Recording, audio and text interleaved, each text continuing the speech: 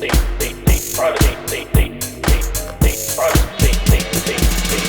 want your credit, your bank, your history, your ancestry. We want your address, your phone, your contacts, their phone when you're home. We want your lunch, your dinner, shopping list, your diet, a heart attack.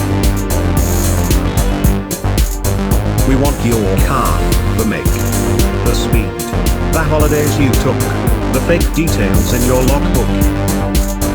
We want your kids, their names, their school, your pets, your pics, your favorite hits. We want your movies, TV, your downloads, the truth, and when you like.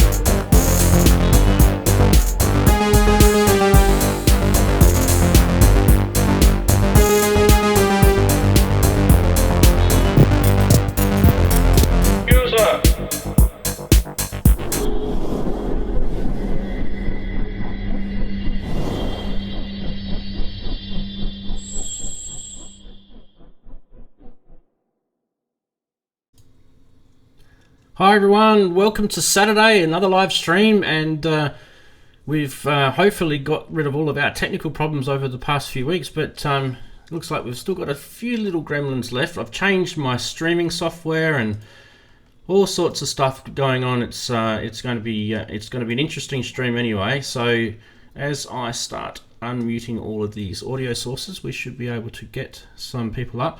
So what have we got here? We've got, well, Daren's up, and we're just waiting on Inky to join us, but let's just go quickly to the... Daren, can you say hi to everyone? Hello, can you all hear me okay? I can hear you. The guys in Chatties can say if they can hear us all. Hello to 888 Berg and Marshall. They're in chat. Let us know in chat if you can hear us okay. Otherwise, it's just... It's just mute. Perfect, it says. Okay, cool. So that's a good start. We're just waiting. You can see Inky down the bottom. She's all orange at the moment. Maybe she's barracking for Holland or what do you call it? The Netherlands. That's the Netherlands colour, isn't it?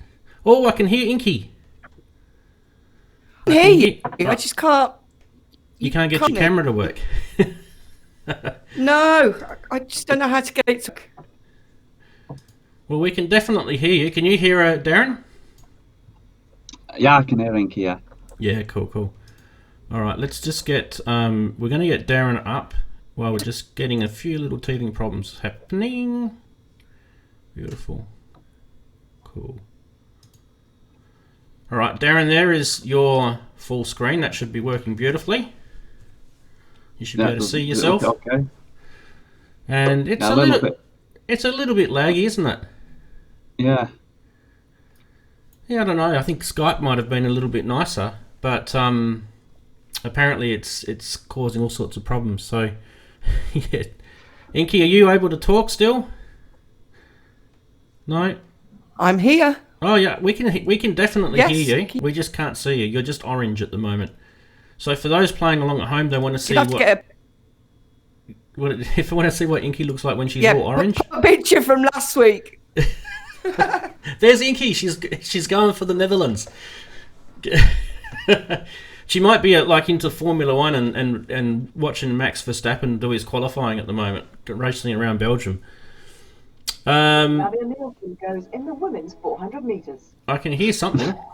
I don't know what that is. Yeah, it's just me trying to get me there. Beautiful. Oh, look, these are just train wrecks. Anyway, for those who joined us in the stream, big hello to all of you guys. So thanks very much for joining us. And just to let you know what's been happening with all the technical problems I've had. So rewind a few weeks. I had a massive Windows update, which those who have got Windows would have had. But it completely broke my streaming setup, which is... before I was using OBS Studio, which is an open source platform, and I was using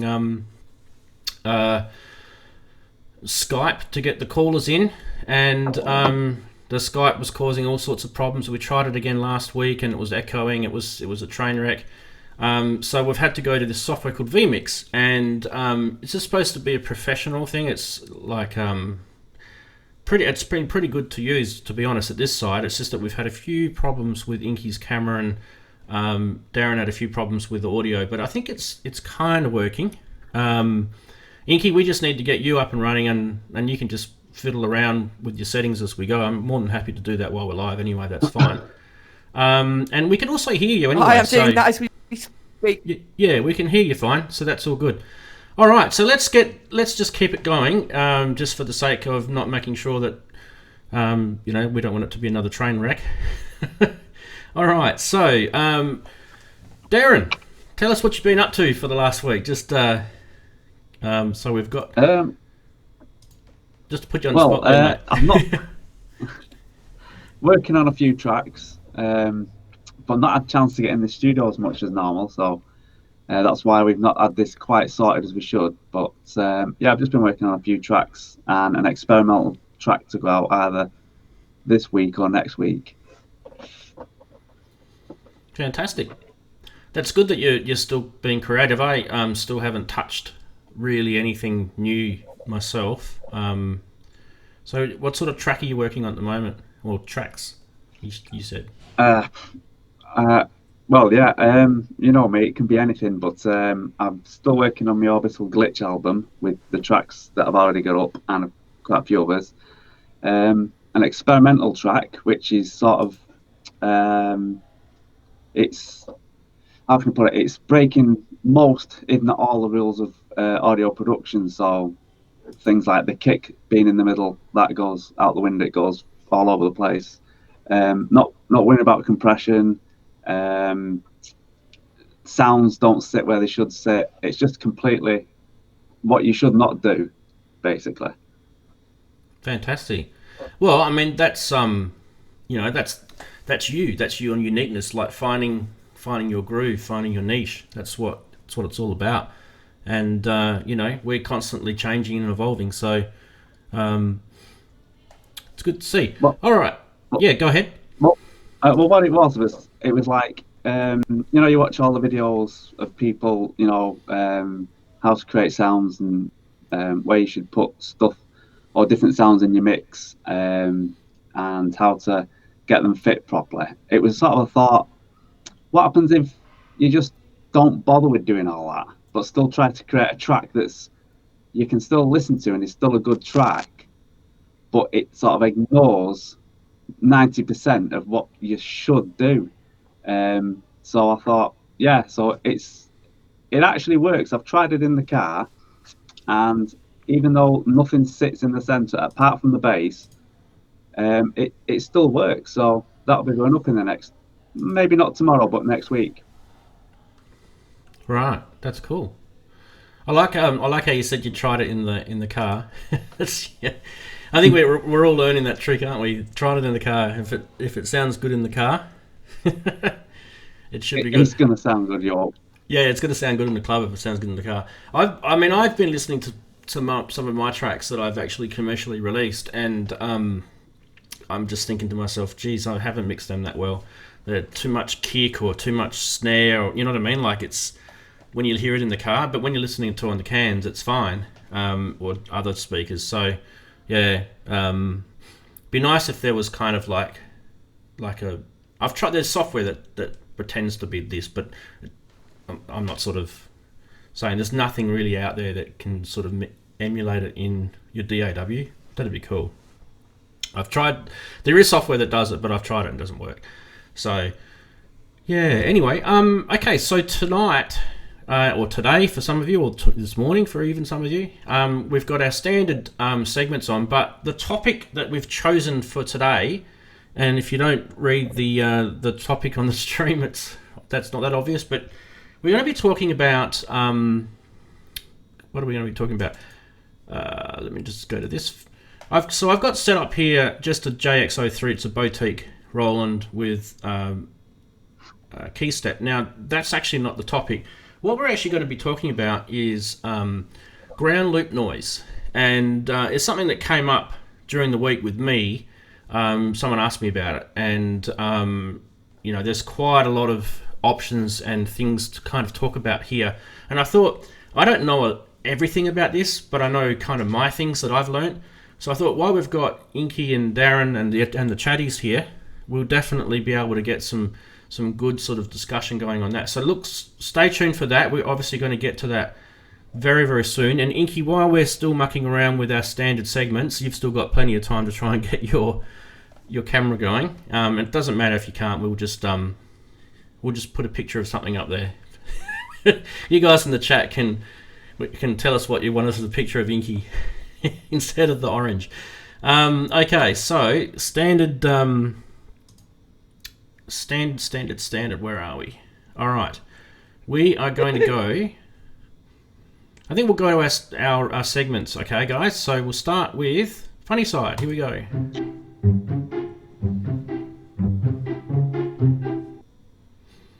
Well, here we are at Funnyside, another edition. And, geez, I've almost forgotten what I'd set up on this. This is, I'd set this up almost a week ago. Okay, so you guys can see this anyway. When I grow up, I want to be a producer. And then there's the guy working at the greengrocer, the fruit and veg shop. So he's doing well. We're all doing well. There you go. Bit of humour there. Okay, moving on to the next one. Daren, you can see these, can't you? Yeah, I can, yeah. Cool. All right, next one. What if I told you that all modern synths by Moog and Roland actually contain circuit boards by Behringer? That'll get all the fanboys happy, won't it? That'll get all the fanboys happy, that one. So I'll just leave that one up there for a sec for the chatties to catch up. And then, final one for the week. We always talk about effects pedals in this channel. This is the best effects pedal I've ever seen. This is the Nothingizer NO3. This pedal does absolutely nothing, but you need it. And it's like, what I like about it, it's not just that, but inside the they've got a picture of it, of the inside of it, and you can clearly see it's just a cable that goes from the in to the out. Oh, that's brilliant. That is so good. The funny thing about that is, say that nobody knew that, and they said, you try this and it makes a very, very subtle noise difference in your sounds. Do you think people would actually still buy it? Yeah, tell them it's an analog filter or something. Ah, geez, that's pretty good, isn't it? So there you go. There's Funnyside for the week. Hope you enjoyed it, and we're going to move straight on to the next one, which is the wonderful news.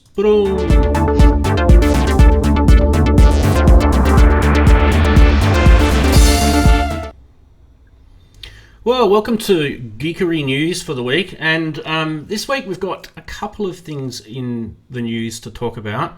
Some of these have probably already been spoken about on other things, but I mean, I've been setting this up all week and testing it out and stuff, and being a bit lazy to try and change it anyway. But this stuff has been during the week. So the first one here is the Electra One MIDI controller, and I've got a video to play on this, but let me tell you a little bit about this. This is why I like this. It's actually a MIDI controller that's got 12 touch sensitive knobs, which you can control any MIDI enabled hardware and software in the studio. Okay, and you can see on there that it's got these little, like an OLED display and everything like that. It's developed by a Czechoslovakian developer called Martin Pavlis, and he's basically trying to simplify what you can do with MIDI controllers. And the reason why he's trying to simplify it, it's because you can have templates, you can get this thing to do a whole bunch of cool stuff, and without further ado, I think probably the best thing to do right now would be to actually show you the video, if I can find it. And there it is there. So let's roll the video and hit play.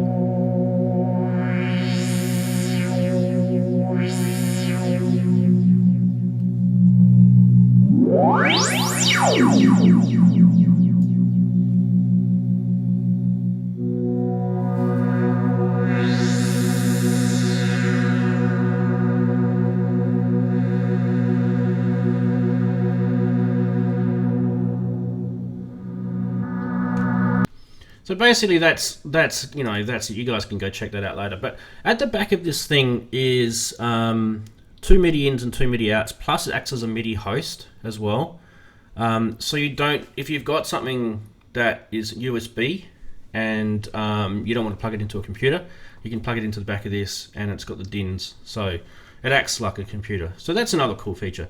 Anyway, I'm going to put a link in the description once the video goes up on the rerun, and you'll be able to check that out and further. Okay, let's keep going with the news. Anyone listening? Daren, what do you think of that while we're on it? I actually quite like it. I know you could probably just map all the stuff to a MIDI controller, but it actually looks quite nice. I bet it'd be quite nice, It looks. I quite like it. Yeah, I wouldn't mind one in here. I'm a bit of a thing for gadgets, so.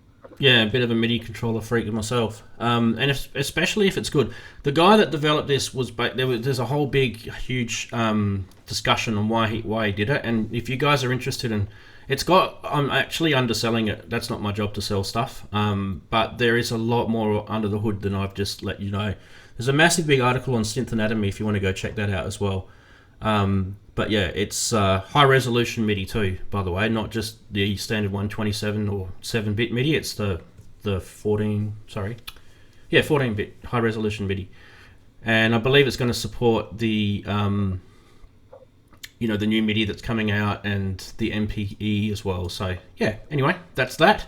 Let's get on to the next one, and this one is the Mr. M. It's a portable bitimbral wave player.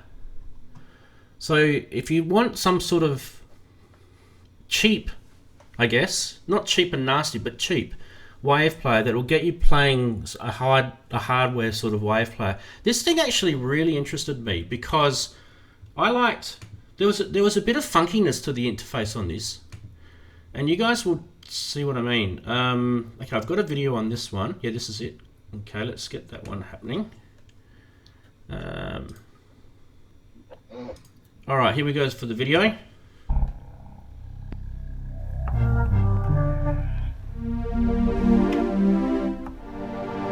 it's got a bit of an interface, right?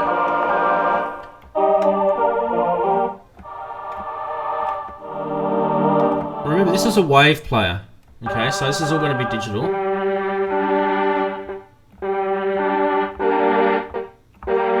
But I think it actually sounds quite nice. Now, it's got this touch screen. That actual screen there, it's an OLED touch screen, and he's got this little pen. I don't know if he shows it. Is he going to show it? He shows touching the screen with this pen, which brought me back to the days of Fairlight. Where is he going to show this pen?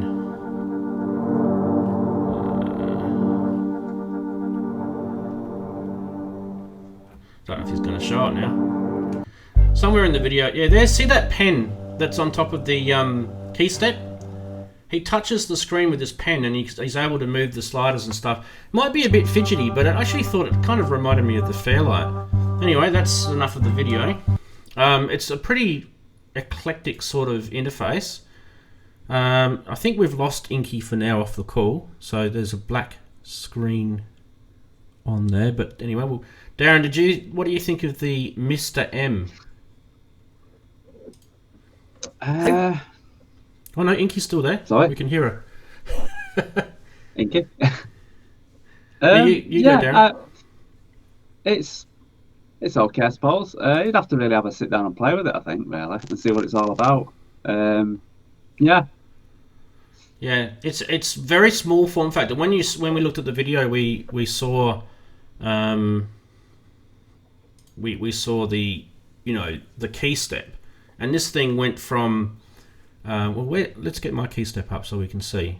So this thing went from basically there to there. So what's that? It's not even the size. Not even the size of my hand. It's pretty small. So it's a pretty small form factor. Let's go back to it. So that's the size of my hand. That thing. It's tiny. Just a bit smaller than a Blofeld, or yeah, maybe. Yeah, probably smaller than a Blofeld. Blofeld's sitting over there. Yep, you got it. All right, moving on to the next one. The news was actually pretty interesting, I have to admit, this week. So, we've talked about the Xerxes before. The good news about the Xerxes this week is they're now actually accepting pre-orders. So this is now actually real, not some sort of false promise. They're going to make the Synth clone. But yeah, just so if anyone's kind of needing a refresher on what the Xerxes can do, let's have a look at the NAMM video that we saw at the start of the year.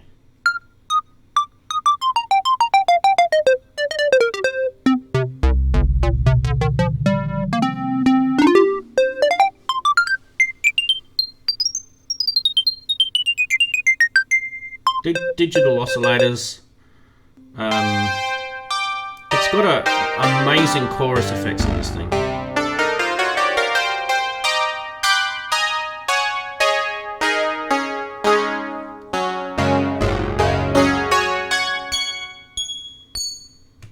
I have to admit, I've heard the Elka Synth in real life. Who here has also heard an Elka Synth in real life? Not on a recording, but in real life, with your own ears. Anyone else? Nope. The Elka Synth has got an amazing crisp sound. Like it's almost, how do I say it? It's almost like a fresh sound that you'll recognize it as soon as you hear it in a mix. You'll go, oh, that's an Elka Synth. It's really, really kind of unique. And these guys have got it perfect. It's absolutely perfect. It sounds exactly the same as the original. I know there's been a few people that said, nah, it's not, and I don't listen to them. It sounds absolutely beautiful. So the only problem with it is the price tag, but then again, the price tag is a damn sight cheaper than getting an Elka Synth. I think it's around about between 2,000 to 3,000 US by the time you pre-order and get the kit and that. I think you still got to build it though. All right, that's the Xerxes. The last one that kind of snuck up on me today. Have you guys seen this thing? The MIDIHub. This is pretty cool. So we were sort of talking about MIDI stuff before, but this MIDIHub actually really, really surprised me. Basically, it's a portable MIDI processor and router. It's not just a MIDI through hub. So it does a whole stack of stuff. In fact, it's got, I'll just give you a bit of a taste. It's got 22 MIDI functions. So you can do MIDI. It's like that MIDI Bro thing that I've shown you, MIDI Power thing that I've shown you guys before.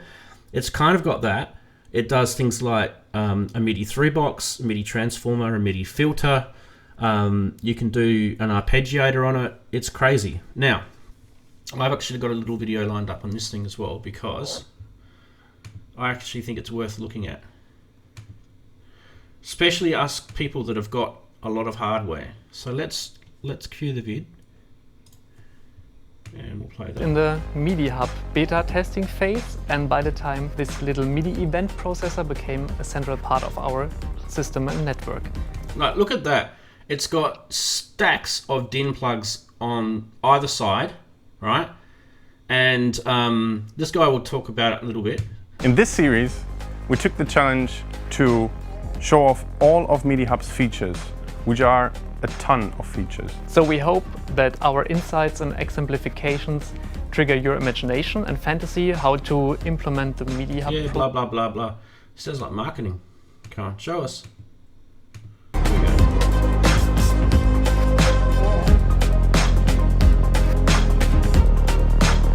So they've got all that, let's go back. They've got all that gear.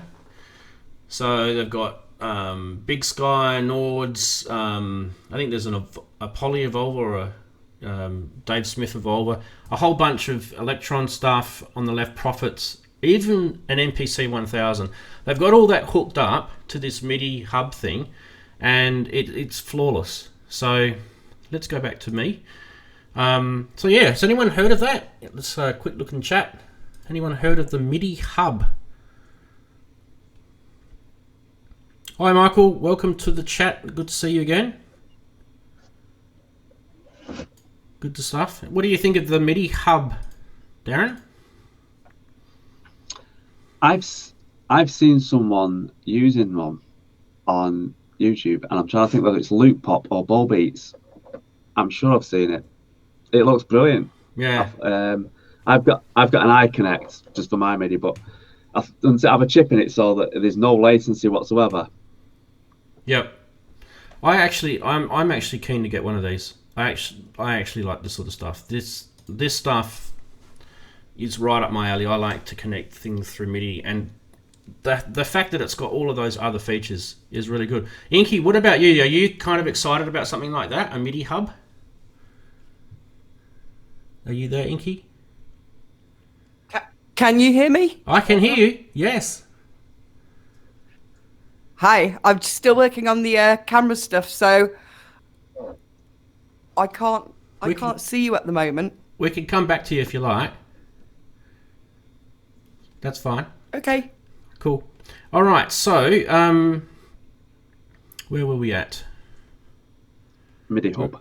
MIDIHub. No, but I'm just going to see if there was anything more with the news. We're back to there. And was there any more news?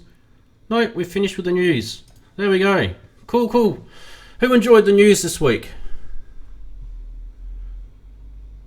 Guys are talking about MIDI filter and things like that.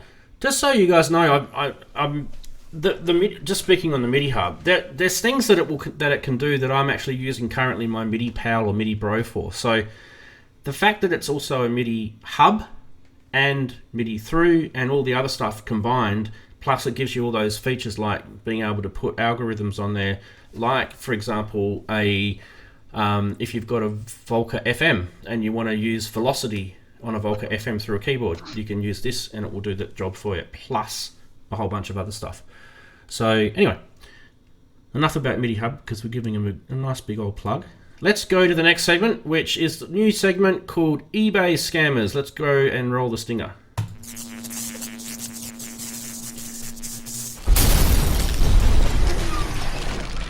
My extremely long stinger. Hey, there it is, finished. Sorry about the extremely long stinger, guys. But welcome to eBay Scammers this week. And this week we found two.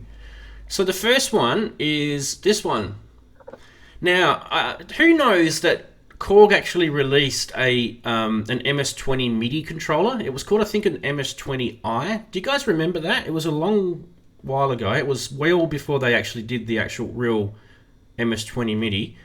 And anyway, so this guy, he's taken a few liberties on eBay here, making people feel that it's actually a real MS-20, when this is just a MIDI controller. So, geez, how much is that? $1,400 you might as well say. But hey, the postage is free. No, that's just crazy. Does anyone actually know how much these are worth? I think they're worth about $200. So there you go. There's your first scam of the week. And the next one, and the last one, of course, is this one. Ah, dearie me. $829.45 US, plus you can get free postage if you buy this awesome Roland PA speaker, which would be worth what, $100? Anyone got one of these? Daren, are you itching for one of these Roland PA speakers? Oh, how big is it? Will it fit in here? Let's go back and have another look. Oh, geez, I reckon it'd probably only be maybe shoulder width. You know, put your hands in front of your shoulder width apart. That'd be it. Yeah, it's awesome, hey. And for $829.45 US, you can have it. That's a bargain. I'm surprised. I was honestly surprised people buy this stuff. You know, this stuff sells. This stuff is selling on eBay. This stuff. So I know everyone that's in my chat and on my channel aren't stupid and buy this sort of stuff, but it's really cool to laugh at, I think. So there you go. There's the two scams of the week. And guess what, everybody? I have some extremely good news. Inky's got a camera working! Yay! Hello! Hi, Inky! Hello! Hello! expect. Everybody in the chat rejoice with a big thumbs up. What did you do? Did you restart your computer? Or no, don't even tell us. No. I uninstalled this thing that I just uninstalled a camera program. And it worked. I automatically defaulted, then I called back in. Beautiful. Well, there we go. So, our faith in the world has been restored. There's all of us in our pretty glory. There you go. It's like the Brady Bunch, isn't it? Here's a story. Wave, everyone. And chatties, if they could wave down in the bottom left-hand corner, they'd be waving too. All right, cool. Hope you guys enjoyed all the regular segments. Let me know, in the chat or in the comments if you're watching this later on, if you enjoy or don't enjoy those segments. Because so far nobody's said to cease and desist yet.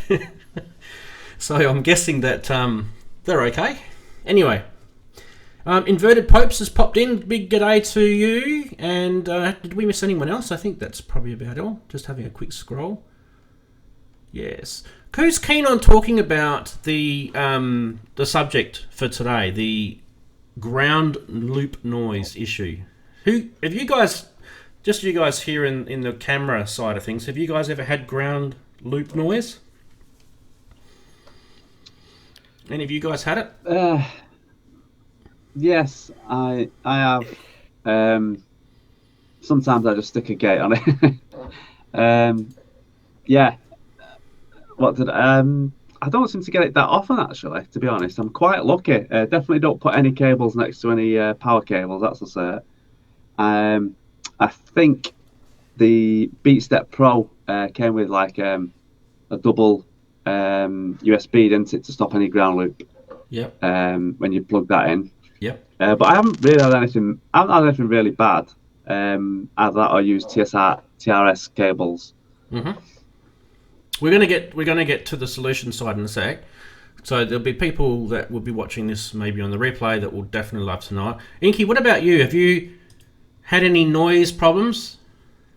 Ground noise, ground loop noise? And I should have. And I should have, because I've got lots of audio wires next to electric main wire. I've just been lucky. I'm quite lucky. I don't know. Yeah, maybe it's luck, or maybe it's the fact that you just know what you're doing. Yeah. So let's start with the basics. Okay, so I guess guys jump in and make comments as I talk about this stuff, because I'm actually going to go to the above the camera screen here. But let's talk about the basics. One of the biggest or common mistakes that people make when they I guess plugging in their audio into their mixer or to their audio interface from their hardware is they use this type of cable. Do you guys see that? That's called a TS, or a mono cable. There's only a tip and a sleeve, so you can see it's only got the tip and the sleeve here, right? So that there's another name for that, and that's called an unbalanced cable. All right, so this is the biggest problem that people have. Now, there's actually quite a lot of stuff out there that it only has unbalanced outputs and inputs on it, and Roland are notorious for that. So what can you do to convert an unbalanced device to a balanced device? Now, the first question will be, well, what does a balanced cable look like? Well, this is for those who are beginners and they don't know, right? That's a balanced cable. See how it's a TRS, or tip, ring, sleeve. See, it's got the three. I'll compare it.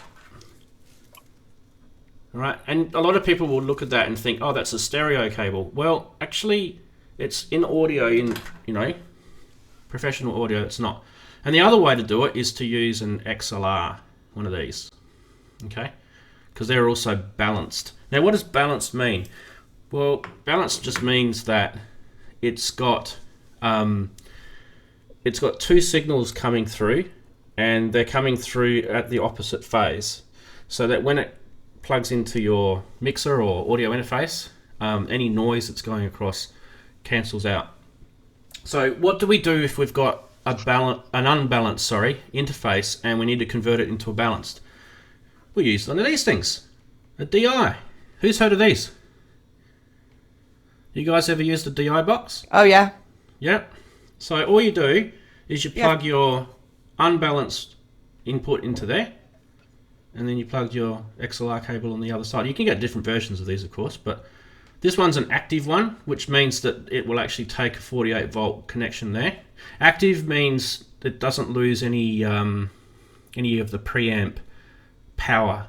Okay, so you're not losing any signal, no signal loss. And you've got a lift switch on there.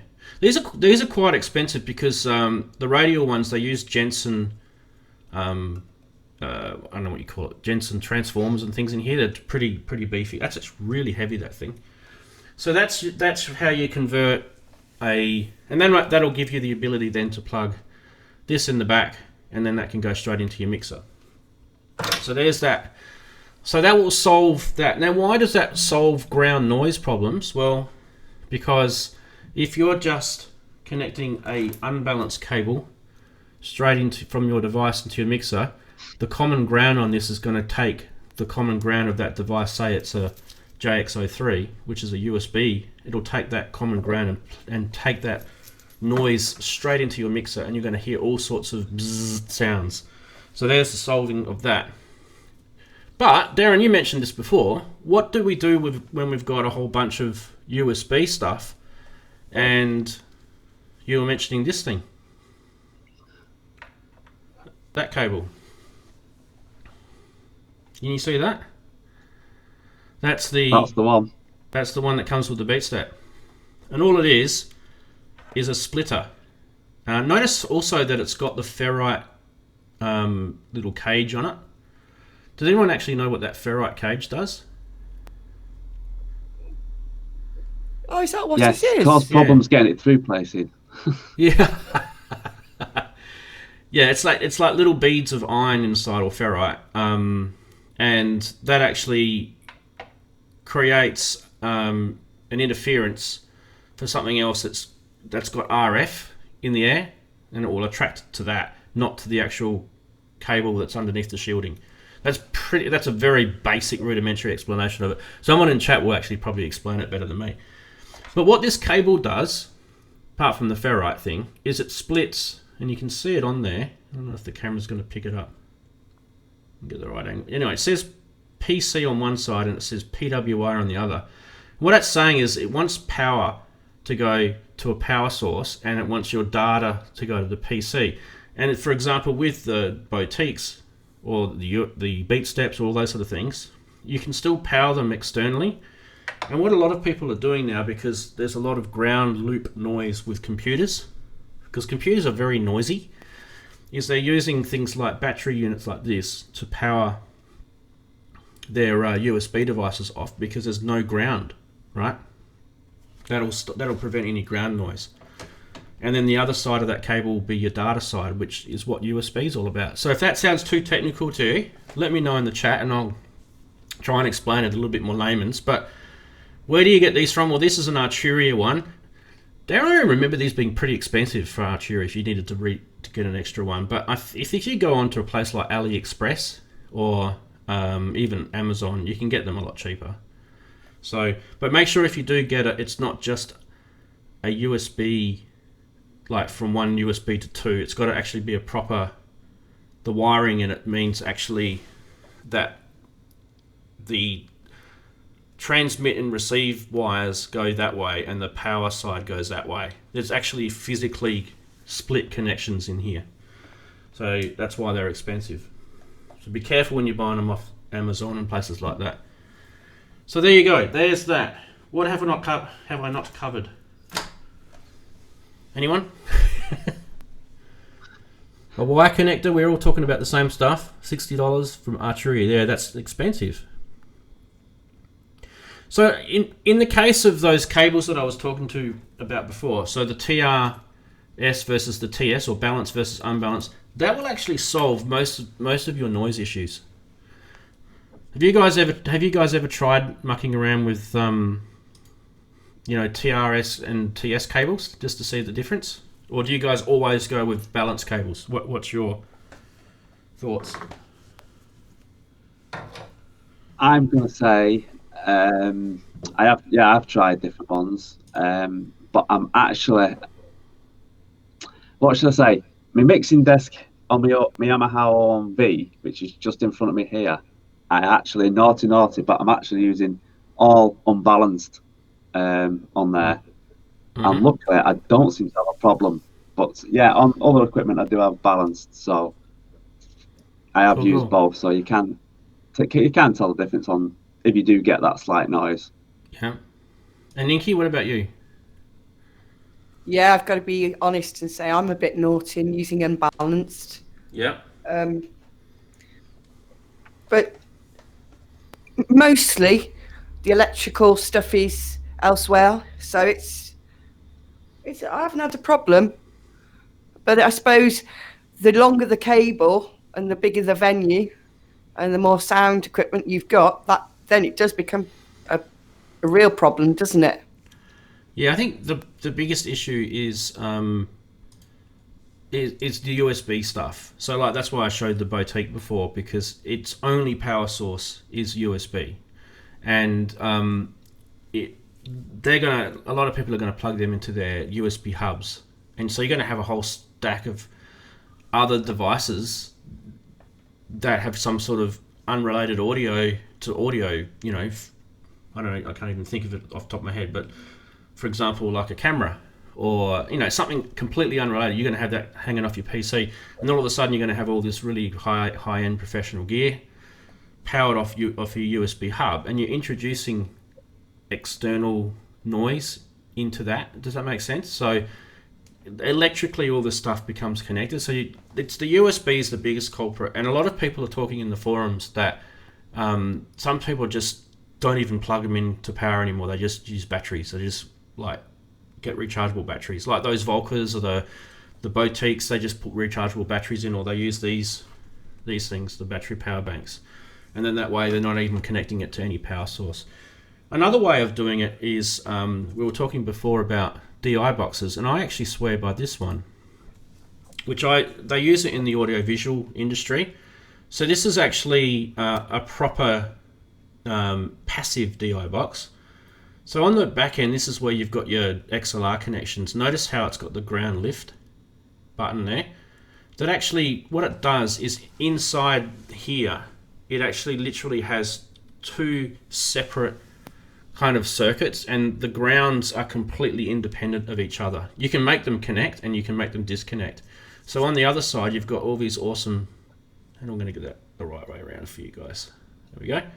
So you can use RCA, you can use TRS, or even a 3.5mm connection as well. So you can lift the ground noise on both sides. You can lift it on that side and on that side. So why is that important? And that's because if you identify where your ground noise is coming from, you can lift it on the correct side, and then that way you're not introducing it back into your circuit. So these things are a little bit pricey, but they're probably, you probably only need one in your kit. So I would swear by that. Does anyone in chat have one of these, the Pro AV2 or something similar? I think one of the other ones that Rady will do is a ISO. It's very similar. It does the same. It's an isolator. It does the same thing. So there you go. If you've got ground noise and you want to get rid of it, I've probably given you about 3 or 4 different options. Anyone else come up with any? You didn't get it with the key step, Inky, is that what you're saying? Yeah, I didn't get one of those little splitters. Beat Step Pro. Where is it? Yeah, but why not get it with the key step? Because the Beat Step Pro was a higher end product. There is it again. Put it there. Yeah, but you'd have the same issues, wouldn't you? Yep. It's got CV and gain. You'd have the same issues. So why don't I get a wire? Well, you can go buy one. I'm not buying one. No. You want them to give you one for free. Fair enough. I agree. But I don't want to plug it in and realise I've got to go and buy 60 quid's worth of splitter. You don't have to buy theirs. But yeah, I know what you're saying. They should have put it in there. Another way of Mac Mister said you can modify battery compartments. That's another way of looking at it. I mean, some people don't know how to do that, but with the boutiques, a lot of people actually hack into the back battery department on that thing. Where are we? There. There's the boutique, and you can hack into the battery compartment underneath this thing. There. And you can make a little hack into here and rewire that and make a little DC connector, because it'll take a DC connector if you rewire that. And that's one way of fixing what Roland failed to do. So there you go. There's that. What else did someone say in chat? I saw something else quickly. Triple Eight Bergs just said, you can probably see it just below me. He said that he bought a BeatStep Pro off Gumtree, and the guy sent it without the cables. Oh, mate, that would absolutely annoy me, especially this one. You got to have this one. But yeah, the other cables, Daren. The other cables that it comes with are like absolutely needed. They're those the 3.5mm to the DIN connectors, the modifiers. Have you got one? Yeah, you're showing it. Yeah. If it doesn't come with that, you're going to have trouble finding those. I've actually made them myself, but yeah. Daren, is that one you're holding up? Is that the black one? Hold that one up again. Yeah, the black one. Isn't the black one the Roland DIN one, and then I think the grey ones are the MIDI ones, aren't they? I think so, yeah. Yeah. But they're similar. I did have the other one, but I can't think where it is. Yeah, but everybody's getting those, aren't they? Every piece of equipment you've got now has got one of those. So you've got to remember which goes with which. Thankfully, mine are all different colour. All different colours. I just want good old MIDI. Yeah, yeah. That's why I like that thing that I showed you guys before. With all the MIDI plugs in it, and they're all DINs. Oh, bring back the DINs. This is the thing that has anyone seen that video that I did on my channel? I made this thing. So that thing that you were holding up, Daren, right? Do you remember when they first started bringing those up? Yep. And you also got one with your circuit, right? Inky, have you got your circuit one there? Yeah, and the fourth. They're blue, aren't they, with the circuit? Yeah, blue. And then you've got yellow for the monostation. Yep. Black for the Korg. Akai Force. Yep. So they had different. They had different wiring. So Novation had different wiring to what Arturia had. So I made this little thing, and it's on my channel how to make it. So you can see that there's a TRS connector there. There you go. It's better focus, and a DIN, and just a little switch. Oh. So the little switch, you just flick that, and I'm going backwards here. That just changes it from Roland, Novation, whatever it is, and that other one is, Arturia. And I forget which way around it was. I forgot to label it, but anyway, it does. It does work. Which one won in the end? Which one became standard? Because I'm still. They did standardise it. Yeah, they did. So you're not allowed to make the ones like Novation make anymore, apparently. So apparently the Arturia one's the correct one, I think. So someone will correct me if I'm wrong. But the reason why I made it like that, I actually did 3 different versions of this before I arrived at this particular setup, was because I didn't have to buy any cables, right? I can just use existing cables, and that works. So I can use the existing MIDI DIN and an existing, that way around, 3.5mm stereo jack, and it works. So I don't have to buy any special cables. And there's a video on my channel on how to make it. You can painstakingly watch me make that thing and look like a fool. Anyway, I'm impressed. You can make that thing for about I think it only cost me about $12 to make. So which is only about £6 for those playing along at home over in England. Whereabouts? The question is, now that you have to buy the cables for the BeatSet Pro, is the third sequencer drum cable just the same as the other two? Daren, do you remember? Yeah, I think they're just 3.5 millimeters, aren't they? I think so, yeah. Offhand, I can't think. I don't use my BeatSet Pro that often. I know, we're bad BeatSet Pro users, aren't we? Mine's sitting in the cupboard over there. Mine's just sat on the desk. It's just like, I can't get on with it. I like it, but I can't get on with it. I'd rather use. Originally, it was going to be for the modular, but since I've got a Her mod, I just run the computer into the Her mod now rather than using my BeatSet. Oh, absolutely. Why would you? Yeah, that thing, and it's yeah, go. I'm a bad owner because I chose not to get it and get a monostation. So yeah. Well, at least you don't have to buy a BS2 now. You got a monostation, and isn't that true that all the new firmware updates that they brought out for the for the base station 2 works on the monostation? Yeah, the monostation. So now you've got a 3 oscillator monostation. Did you know that? No, I didn't know that. Yeah, so all the base station 2 firmware updates now works on the monostation. So you've got a 3 oscillator monostation now. You've got AFX mode, that really crazy AFX twin mode thing that I showed you guys on a video a while back, where you can have a different patch per key, and in your case it would be per pad. So it's pretty awesome. You should check it out. Yeah. Cool. Exactly. That thing's killer, and they've stopped making them now. You can't buy them anymore. They, unless they've got them in stock in stores. And they actually were, a few months ago, they were selling them really cheap. So it might still be the case. If you guys are interested in that circuit monostation, they're not making them anymore. Well, they stopped making it. Apparently, yeah. Really? Yeah. Oh no, I missed out on. If you owned a circuit, you could get it half price.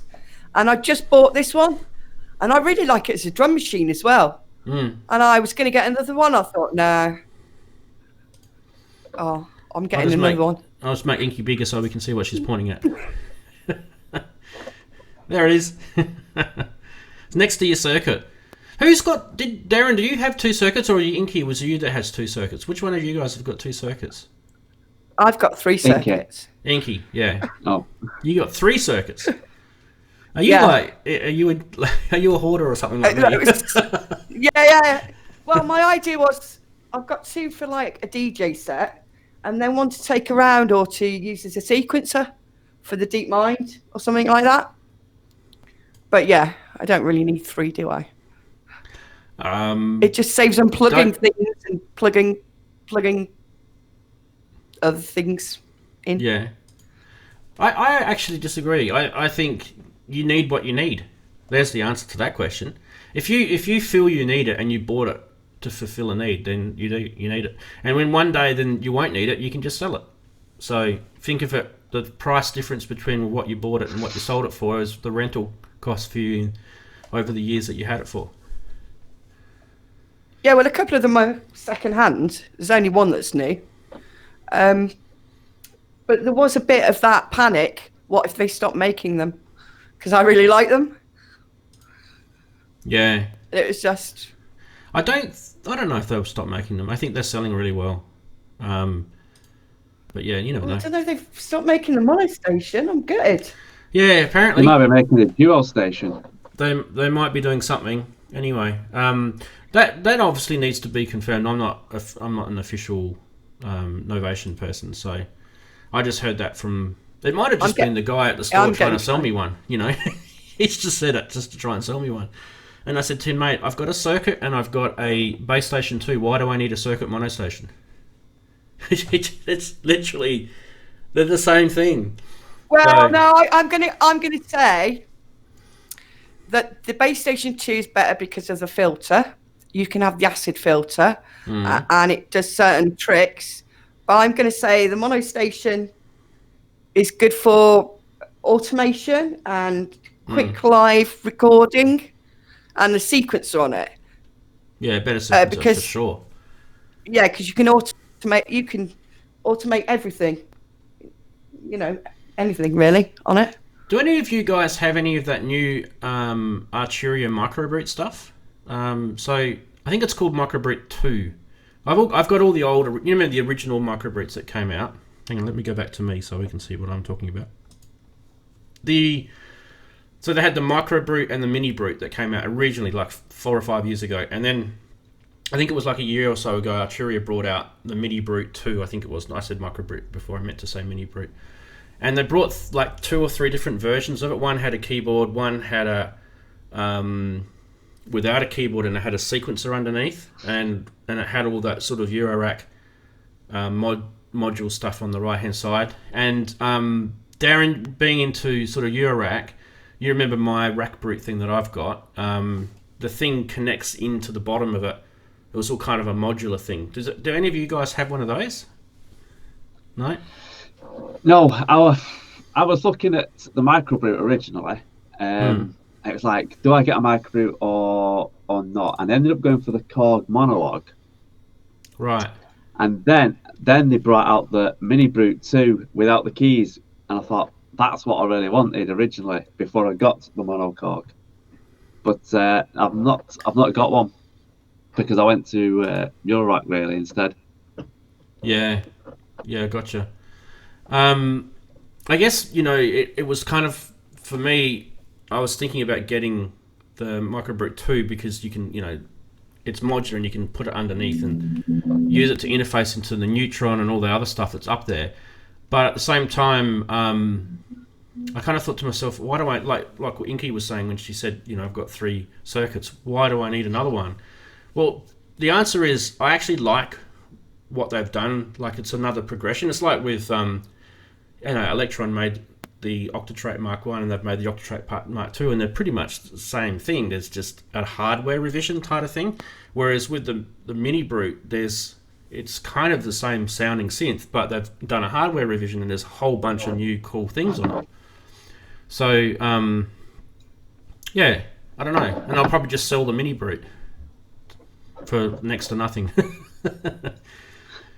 So, where's your little monologue? Is it to the right of you, left of you? So I can show you. Oh yeah, there it is. Yeah, small studio. There you go, guys. There's his little.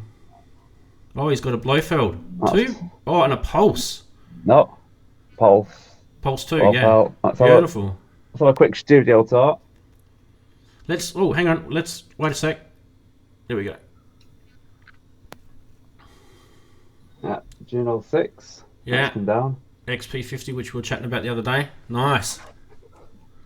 And the Raven. Oh. Yes.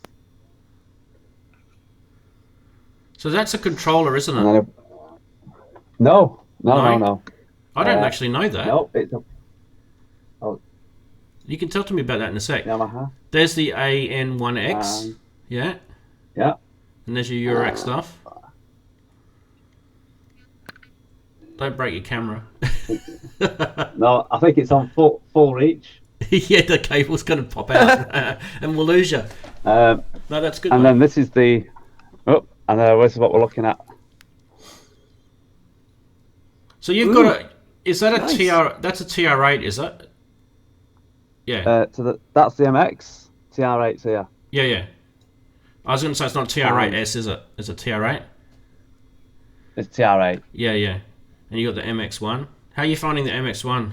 Do you find it noisy? A little bit, yeah. Yeah. But that's my main go-to thing. That's everything runs through there. Yeah, it's good. It's good for quick and dirty, isn't it? Thanks for that. That's awesome. Yeah. What do you think of that, Inky? Yeah, it's good. Good to see you set up, isn't it? Getting all the gas people with gas going crazy, all the gas meters. Yeah.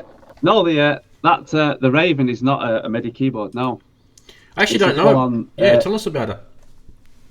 It's a full-on virtual workstation. Right. MIDI. Digital, is it? Yeah. Just pop it to you so you can see. Let's get a better look at it. So when did it come out? Mid-90s. Oh, okay. So it's a '90s thing. Wow. What sort of what sort of sound is it? Is it kind of like a Yamaha sound, a Korg sound, or it's got its own sound?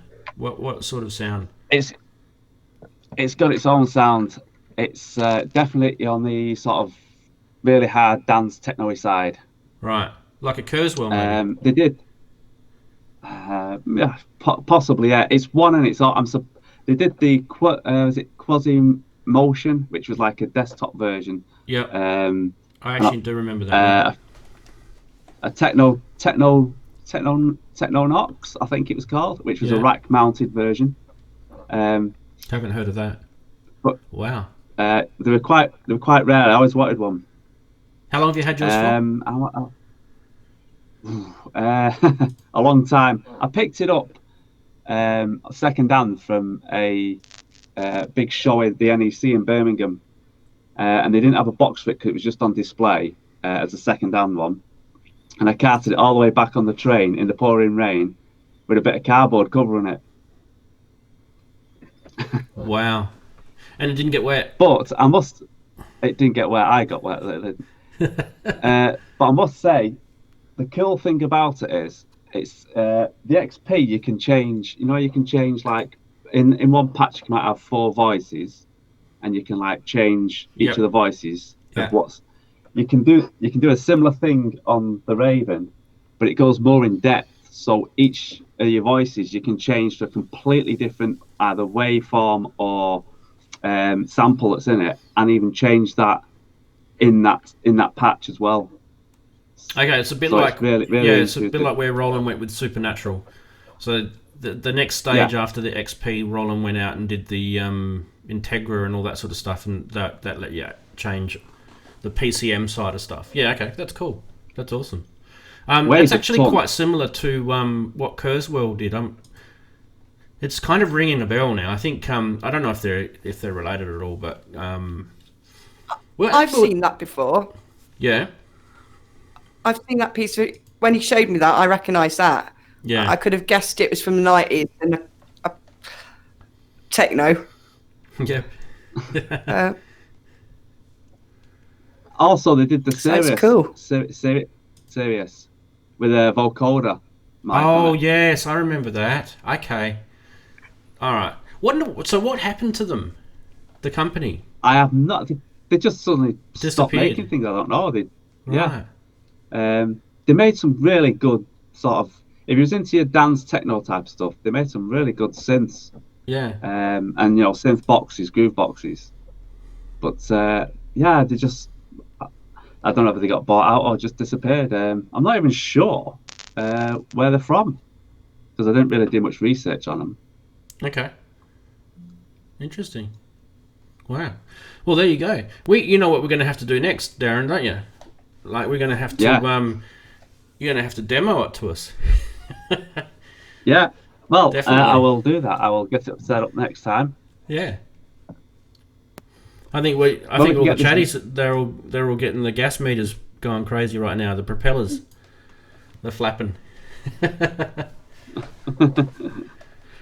was going to say we were talking about sort of 90s dance music, and I was talking about Robert Miles, the Italian DJ.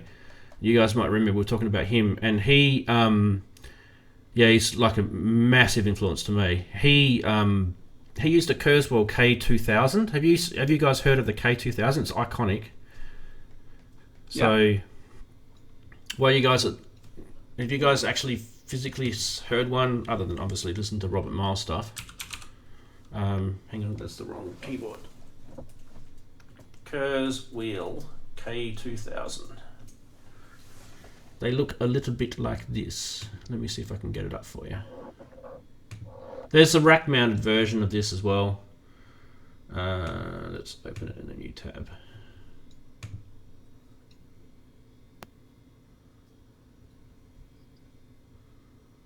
Okay, here we go. This is... Don't change your screen on when you're doing live streams. Here we go, bang. There's what the K2000 looked like. Had a little floppy drive. Similar to the, it's like a similar sort of adage to the workstation stuff, but this came out in '91. So the thing, Daren, you were talking about the fact that you on that Raven you can change the samples or the PCMs or whatever on there. This thing has a thing called VAST, or digital VAST synthesis, which does enable you to actually change the sample. That's why when you said it, I thought to myself, I wonder if it's got some sort of lineage to Kurzweil, because I believe they did sort of, they might have licensed that technology out. Be interesting to find out. While you're talking about that, mate, I just want to see if I can get up, because I'm on Vintage Synth Explorer. It's a great site. So yours is called the Raven. What's it called again? Is it Quasimid? Quasimid. Yeah. QUASIMIDI. Quasimidi. Yeah. There we go. Let's have a look at the specs of that while you can have a chat about it. I'm just going to bring it up. There you go. For those who are watching this, same. Look at that. It's exactly the same. 24 voices, 3 oscillators, and it's using this thing called MASS, which I reckon I would not be surprised if that has some sort of lineage to. Someone will be able to tell us this actually. So let's go back to the cursor. Look at that. 24 voices. It's I would not be surprised if those two things are related somehow. Or either that or that it's a Behringer and Moog situation in the 90s. See, it's happening, guys. It's happening forever. Yeah, they did it. I know you can put. I know they had an expansion board for it, which I haven't got. I think it was just the size and the memory size. I'm not sure. Yeah. But the key bed on it is really nice. It's a really nice key bed. Yeah. Well, the Kurzweil key bed's really nice as well. So I'm not trying to entice you to go and buy more gear, mate, but I definitely think you would actually fall in love with the Kurzweil as well. It's beautiful. If you like that 90s sound, you will be orgasming everywhere. It's amazing. So I'm actually keen to get one, but right now I need to work out what I'm going to do with money. Oh my god! I found out we're doing all this tech support stuff. We're trying to get my stream working again. I found out the software that I'm using now is going to cost me about I think it's like $1,000 US to get a license for this software. So I don't know what I'm going to do. Do you not? Can you not like use another software and use a different camera as a different call? I could. Do you understand? Yeah, I could. And I've been looking into the other options. We talked about one Inky offline. The problem I've got is that when I'm running the stream, for those of you who watch other streams like Sonic State, they actually use the same software. So that gives me flexibility to do things like use different cameras, different capture cards, so that I can change to different cameras. I can play videos. I can play, like, even where's an example? I can even do things like this, where I can play music, stuff like that. I can before, when I had the stream introduction, which is this.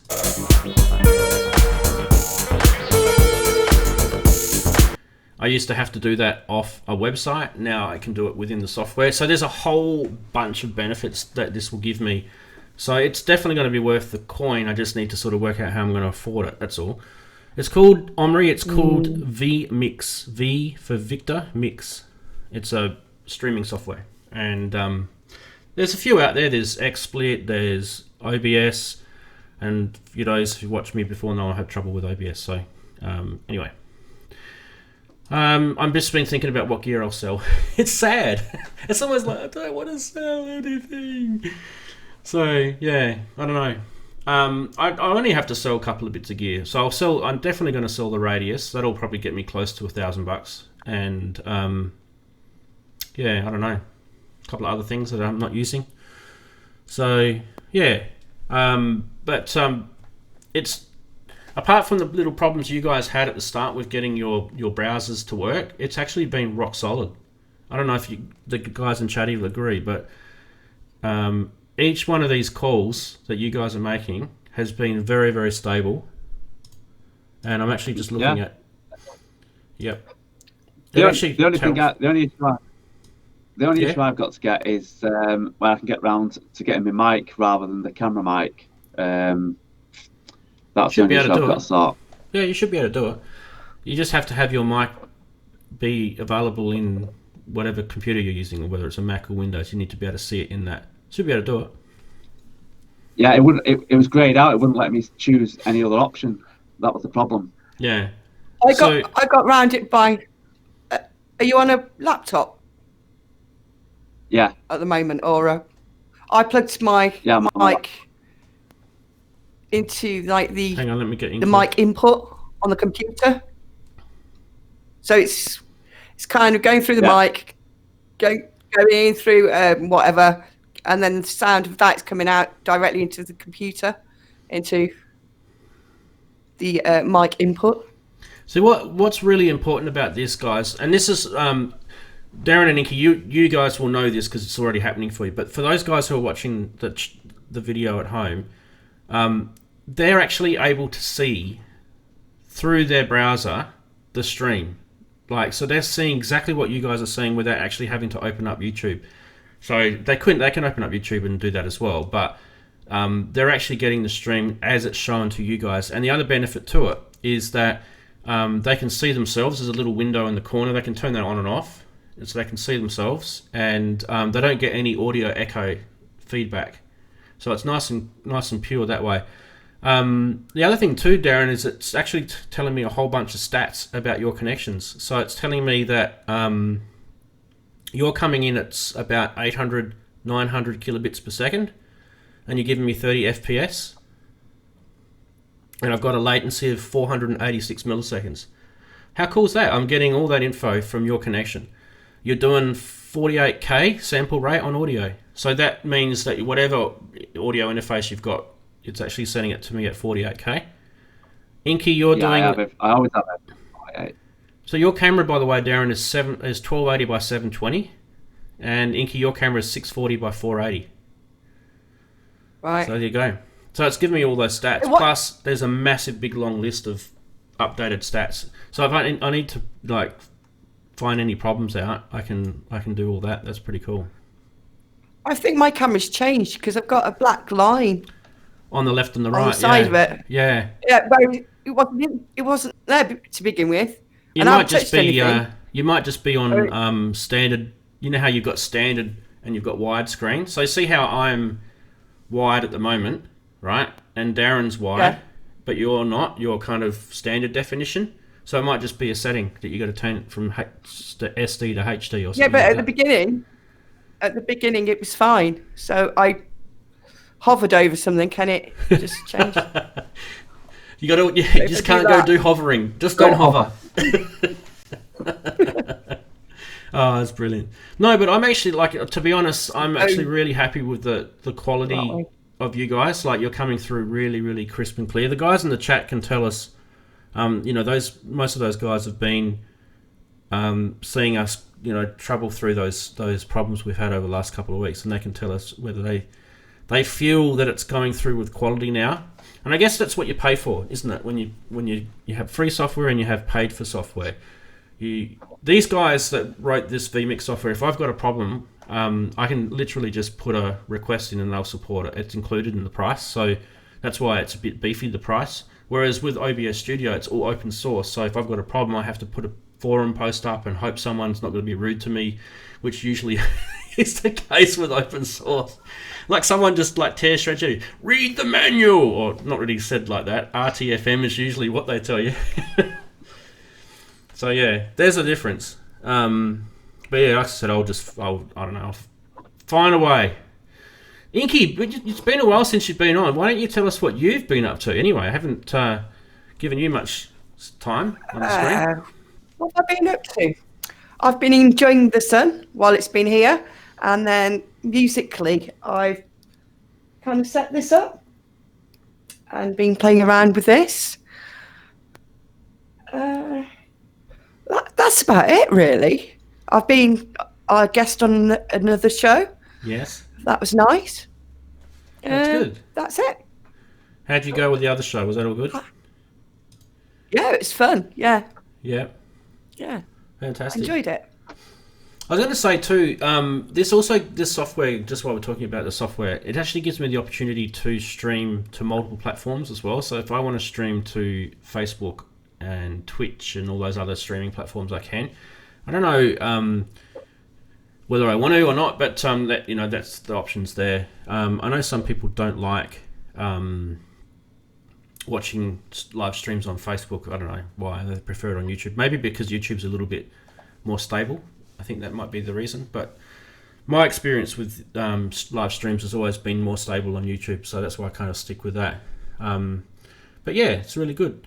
Omri, nice for you to join, and Axel Soft also, nice of you to join in. I don't know if I've missed anyone else out. Barramundis was in before, so big g'day to him. Been a little bit lacking in looking at the chat room, but it's below me. You guys can see it anyway, it's below me.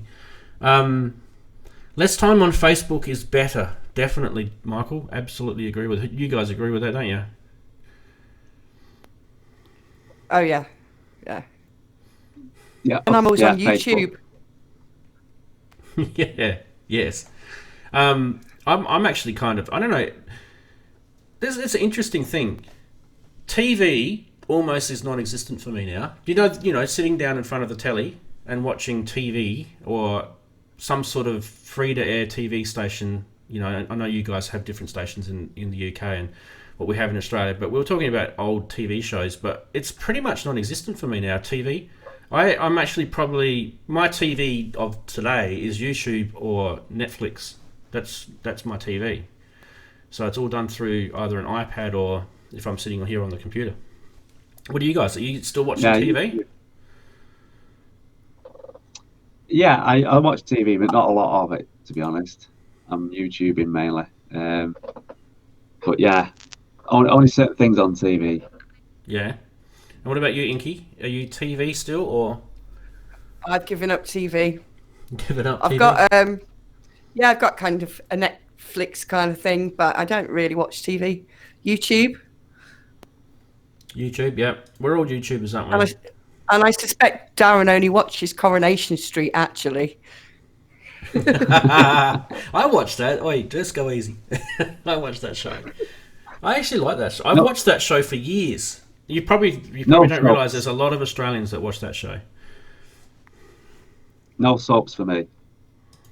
No, I don't. No. I don't do soaps. I liked Game of Thrones, and that was it. And I was disappointed at the end. What? Well, who wasn't disappointed at the end? You know, I've made a new ending where Cersei and Jaime escape, right? And Dragon Queen is lovely with Jon, and they're married. And Cersei escapes with Jaime, and they're in a little rowing boat. And then Jaime rips off his face, and it's Arya, and you see the look on Cersei's horror-faced kind of thing, and that's the end. Right. And I think I need a job because that's a much better ending, isn't it? It's got to be. Yeah, I kind of liked where it was going with Ariel. You know, with the whole assassin side of stuff, and I just wanted to see her put a different face on and do something like that. I reckon that would have been cool. I think we're all waiting for her to change her face. That's what I thought. If she was just in that Jaime, and then Cersei thought she was all safe, and then it was actually Arya, and that would be the last scene you saw. Just her pulling off the face. And it turned into her. That's a great ending.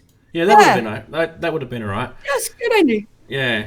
I reckon we should have seen more of the the ice walkers, whatever you call them. I'm not up with the lingo. Is that what they call them? The ice walkers? Those the White Walkers. White Walkers, that's it. Yeah, I reckon we should have saw more of them. Got involved a little bit more into their into their world, I think would have been more interesting if we explored that a bit. I've got the box set of books sitting over on the shelf over there, and I haven't actually started reading them yet because I've been waiting for the series to finish. So I've got every single, I think there's 5 in the series of the George books. The White Wolf. Yeah. The what? Sorry. Yeah, I'd like to see what he's ending, and I'd like to see his versions. I think, have you got your mobile audio on, Inky? The White Wolf. Something of white? What? We keep getting feedback from Inky. Did you have your mobile audio up, did you? No. It's interesting. See if it comes up again. The White Wolf. There we go. Hey! What is that?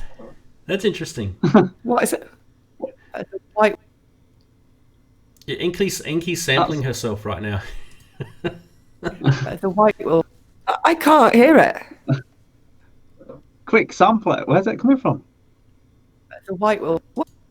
Oh, if I mute her, it's definitely coming from her. The White Wolf. There. That is crazy. You just keep saying the White Walkers. The White Wolf. It's on a loop. Have you got your NPC turned on, Inky? White Wolf. That's crazy. No. Oh, that's funny. Don't worry. We don't need to fix it. We'll just let it go. You still hear it? Yeah. White Wolf. It's on a continuous loop. It's cracking us up. Oh my god, that is hilarious. We need to like put a drum beat with this. What do you reckon, Daren? White Wolf. All right, about it. Yeah. Let's get a drum beat happening. The White Wolf. I can't hear it. Hold on. Remix. It comes up again. The White Wolf. There you go. Hey, what is that? That's interesting. What is it? The White Wolf. Has it stopped? No, it's still going. It's gone mad. The White Wolf. Oh, it's crazy. Oh, dearie me. We'll just have to put up with Inky saying the White Walkers for the rest of the... Oh, that stopped it. I don't know. Has that stopped it? It has. It's gone. Oh, no. Do you know what I actually... What was it? I accidentally pressed a pad on the force when I picked up the phone and I recorded it.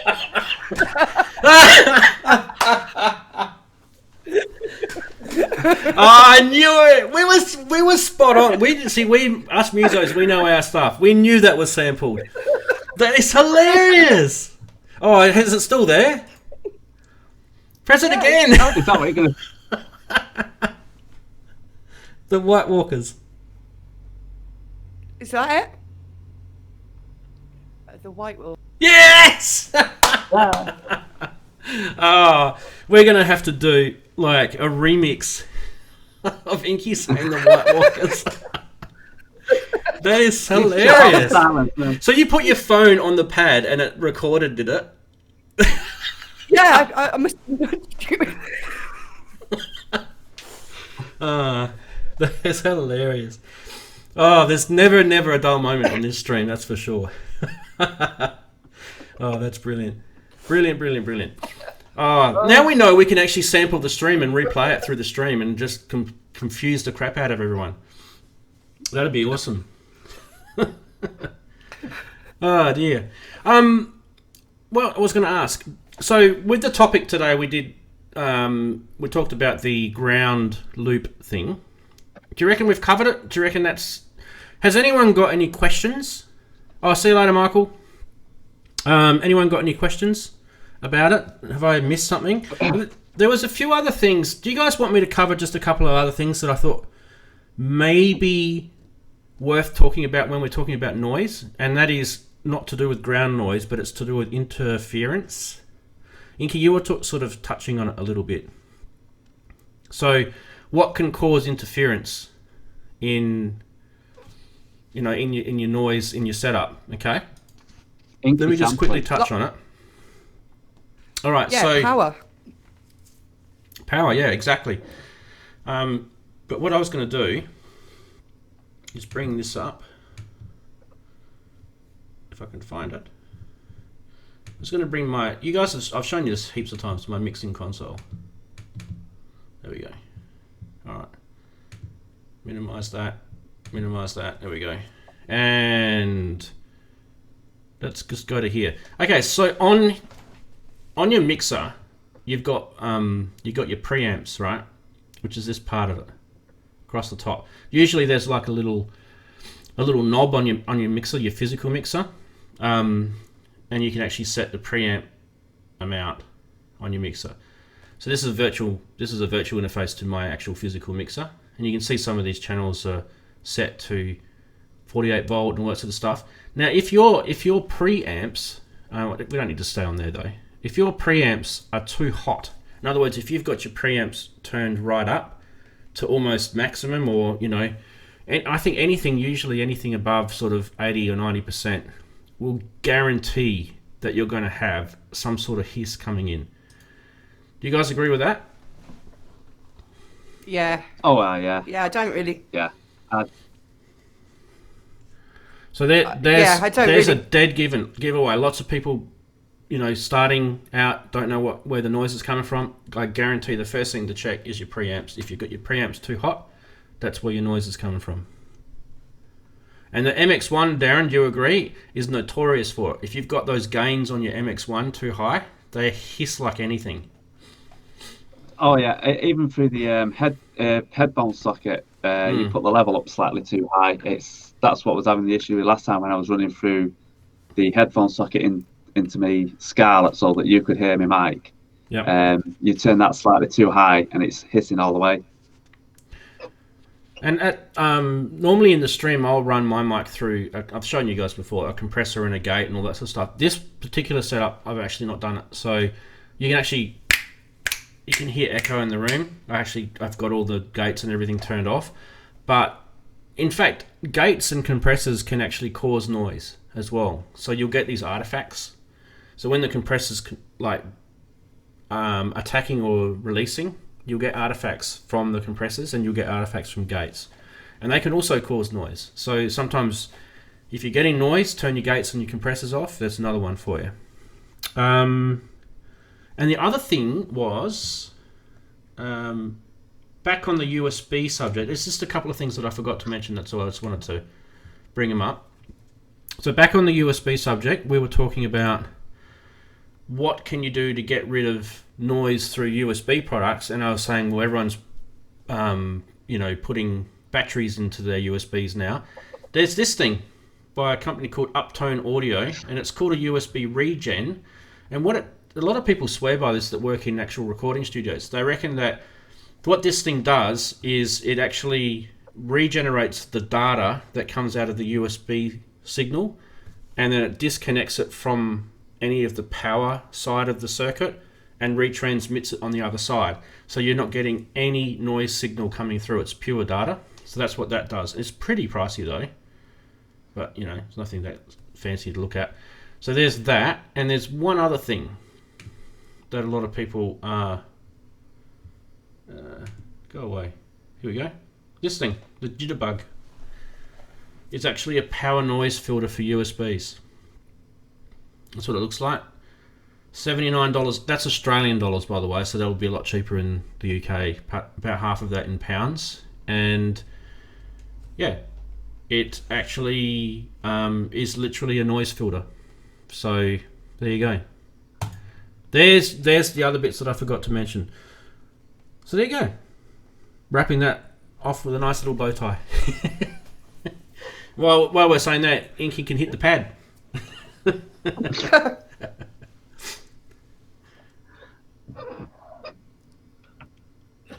You hear it? Nah, didn't get it that time. Must have changed it. Will. Oh, there he goes. Yeah. That's She's got a better silence in front of it. Yeah, she needs to trim it. You need to go in there and trim all the silence No, off. No, hold on, because I can't hear it. I'll show. Wait a minute. Yep, we're waiting.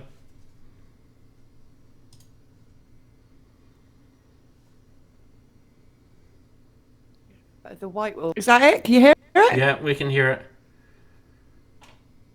There's definitely The white wall.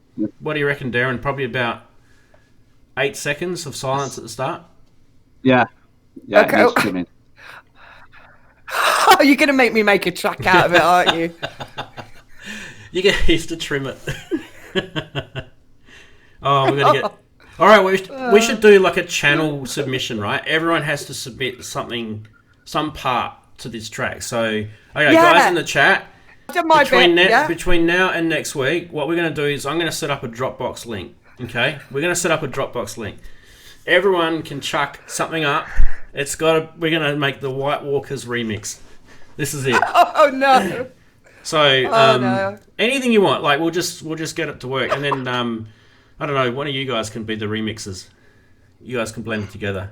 I can't do it. I'm trying not to crack up. I can't do it. You can crack up with me. You can just resample the whole stream. Yeah. Oh, geez. That would be good. That would be. It'd be very interesting. So yeah, we'll get some talent happening. We'll get some talent. Yeah. Anyway, what are we doing? We've been streaming now for an hour and a half. Yay! We haven't had too many issues. Just a couple at the start. Yay! How brilliant is that? The stream's back, everybody! Woo! So yeah. Yay! Daren, how's it been your end? Has it been nice and stable your end as well? Mine's been, it's been perfect this side. Like I say, once I can rig up getting all my kit so you lot can hear it, that'll be that'll be good.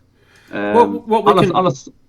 Yeah, you go. On a thought of it, did you see this? I'll just pull this back. Celia. Oops. Oh. There we go. Oh. Lovely. So how long have you had that? Did you just get that, did you? No, I've had it. I've had it probably 8 months, 9 months, something like that. Wow. It's used on a few of my tracks. And the good thing about the one I've got is the one with the CV outs as well. Oh, nice. So, yeah. And you're finding that gives you... Are you enjoying it? Yeah. It's a great little thing, yeah. Not cheap, but it's great. It's like I say with the CV outs, as well as using the virtual synths, you plug it into. You start using the CV outs on the DFAM, right? And on the modular, it's cool. What's it called again? I forgot the name of it. Touche. That's right. And it's There's two of them, isn't there? Controller. There's two. There's two different ones. Is there, Daren? Expressive E. one. That's right. Yeah. That's the company. Expressive E. Expressive E. Touche. Yeah, there's gonna... two. There's the one which is just USB, and there's one that has the USB and CV outs, which is the one I've got. Yeah. So why you keep talking, Daren? Why you guys are talking about it? I'm just going to bring up the website. There you go. Does it have MIDI out, Daren? Can you? Yes, yeah, it's all MIDI out. You can. It basically runs any MIDI out, so you could, like you map for your pan pots and stuff. You can just map. Yeah. So you'll have 4 mapping zones, but you could map a number of things to each zone. So that'd be quite cool to play with, actually. I really want one. And it's really sensitive. I do like it. It's really sensitive as well. Whatever you just showed, I'm going to have to get you to show it again because I was actually just scrolling through the website. and also, they do pre-mappings, don't they, for things like the DeepMind? They do. You just plug it in and just have a play. Yes, I've got it mapped for the Blofeld, for the Monologue Korg, and for Serum VST. It's all mapped for that, so that's really you can spend hours just playing with it. There's the picture of the back of it where you've got the CV, USB, and it's using the same 3.5 millimeter MIDI connectors, isn't it, Daren? Yeah. So that's actually good because that means that if you're going from, say, the beat step to that, or from a circuit to that, or you don't need actually MIDI DIN. You can just use an old-fashioned 3.5mm stereo cable. Exactly. Which keeps your cable costs down. And I'll tell you what, it's built really nicely as well. Very well built. €399 is what they're charging. Yeah, but don't pay that, right? It's quite expensive for a controller. Is that the $399? Is that the SE or is that the There's two editions, right? The SE and the other one. Yes, the cheaper one only has USB out. Yeah, and the so that's the SE. Excuse me, got a frog in my throat. Yeah, the SE is the cheaper one, but the $399 is the more expensive one. That's the normal touche, right? Yeah. Cool. Yeah. Yeah, but do you ever notice how, like, just when you've talked yourself out of wanting something? So I really wanted this, and I thought about it about a week ago. And I thought, well, I've got an MPC, I can map that, but I know the touch sensitivity and you've got the pressure, and it's really sensitive, isn't it, Daren? And I was talking, I said, oh no, I can't afford it, and now Daren's here selling it me again. And I'm like, oh, looks really good. It is. You can turn the sensitivity up and down as well, so you don't need to have it cool. really. But the good thing is, the way you rub your hand up the touche, you can. It's just like, it's not like it's a bit more like a pot than a slider. So you've got infinite, infinite. What do you call it? On the MIDI scale, so it can go from literally 0 to 127. That's pretty cool. On C. Yeah, it's a really nice piece of kit. But like I say, for a MIDI controller, you have to weigh up whether you really want one.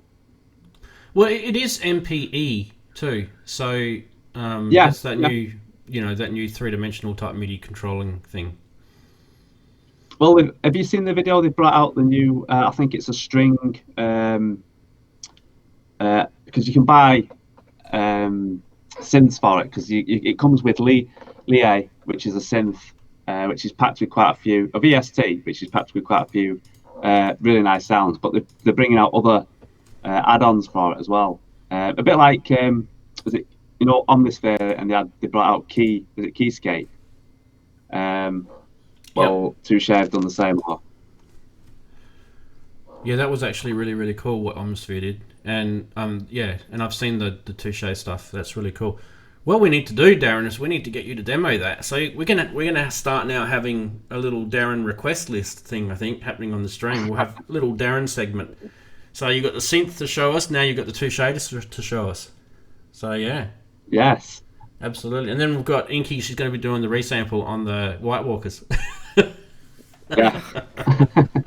White Walkers remix. White Walkers remix. Oh, don't. So Xilsoft is saying that he's got a bit of gas at the moment for the TR8S. He's been telling himself he doesn't really need it, and then he's saying, but ... So let's help Axel with his gas, shall we? Okay, so Axel, come closer to the speakers. I want you to feel right now you've got our full support of your situation right now. I want you to feel the fact that we are here for you. We understand how it is that you have this terrible feeling at the moment. And out there in the big wide world is this TR8S sitting there, and it's just shouting out your name. It's going, Axel, buy me and put me in your setup. You know what we say? What do we say, guys? Just do it! Yep. Just get it! Give a TR8 a home. Just get it, You need drums, exactly. You need to put samples. You need to be able to... You need more cowbells. Especially the 909 one.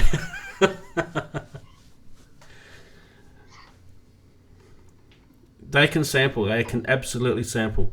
Actually, I'm actually really I'm actually really interested in TR8S as well. The only reason why I haven't got one yet, it's probably the same thing for Daren, I'm sure, is because we've got a TR8 sitting here. And the thing that stopped me is that if I put the TR8 on for sale, I'm not going to get hardly anything for it because they kind of been superseded by the TR8S, haven't they? So yeah. That, and also it's I run Ableton, so would you go a push 2 or TR8S? No, I wouldn't go push. Yeah, I've already been a push owner, and yeah, not again. I think Inky would be the same, wouldn't you? Now that we've got the MPC stuff, there's no need to get a push. I mean, Inky's got the ultimate setup. She's got the Akai Force, the MPC, the 3,000 models of the circuit, and she's all sorted. She doesn't need a push. She might need a push. She might need a little push to get another circuit. But I mean, yeah. Sorry, that was a bad joke.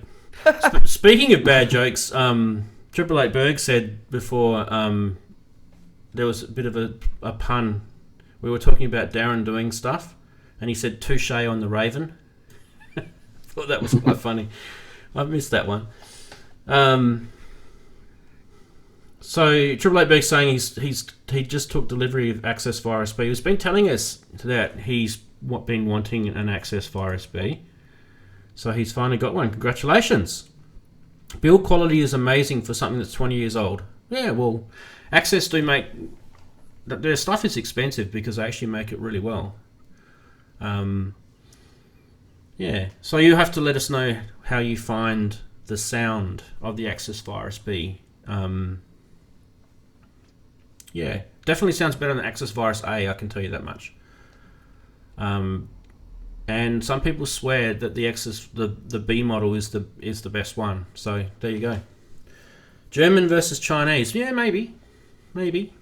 Germany is actually one of the world's largest exporters, just in general. So Germany knows how to export stuff. Inky, what are you talking about? Sampled MC307, Roland 606, 707, 808, 909 drums. Oh, okay. You've put them on your Force. Yeah, you know the MIDI sampling? Yep. Where you can automatically sample stuff. I did it on all the Roland kits before I sold the MC307. Yep. I just left it there, sampling all the Roland kits.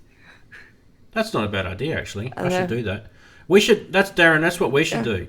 We should sample our TR8 and then sell it.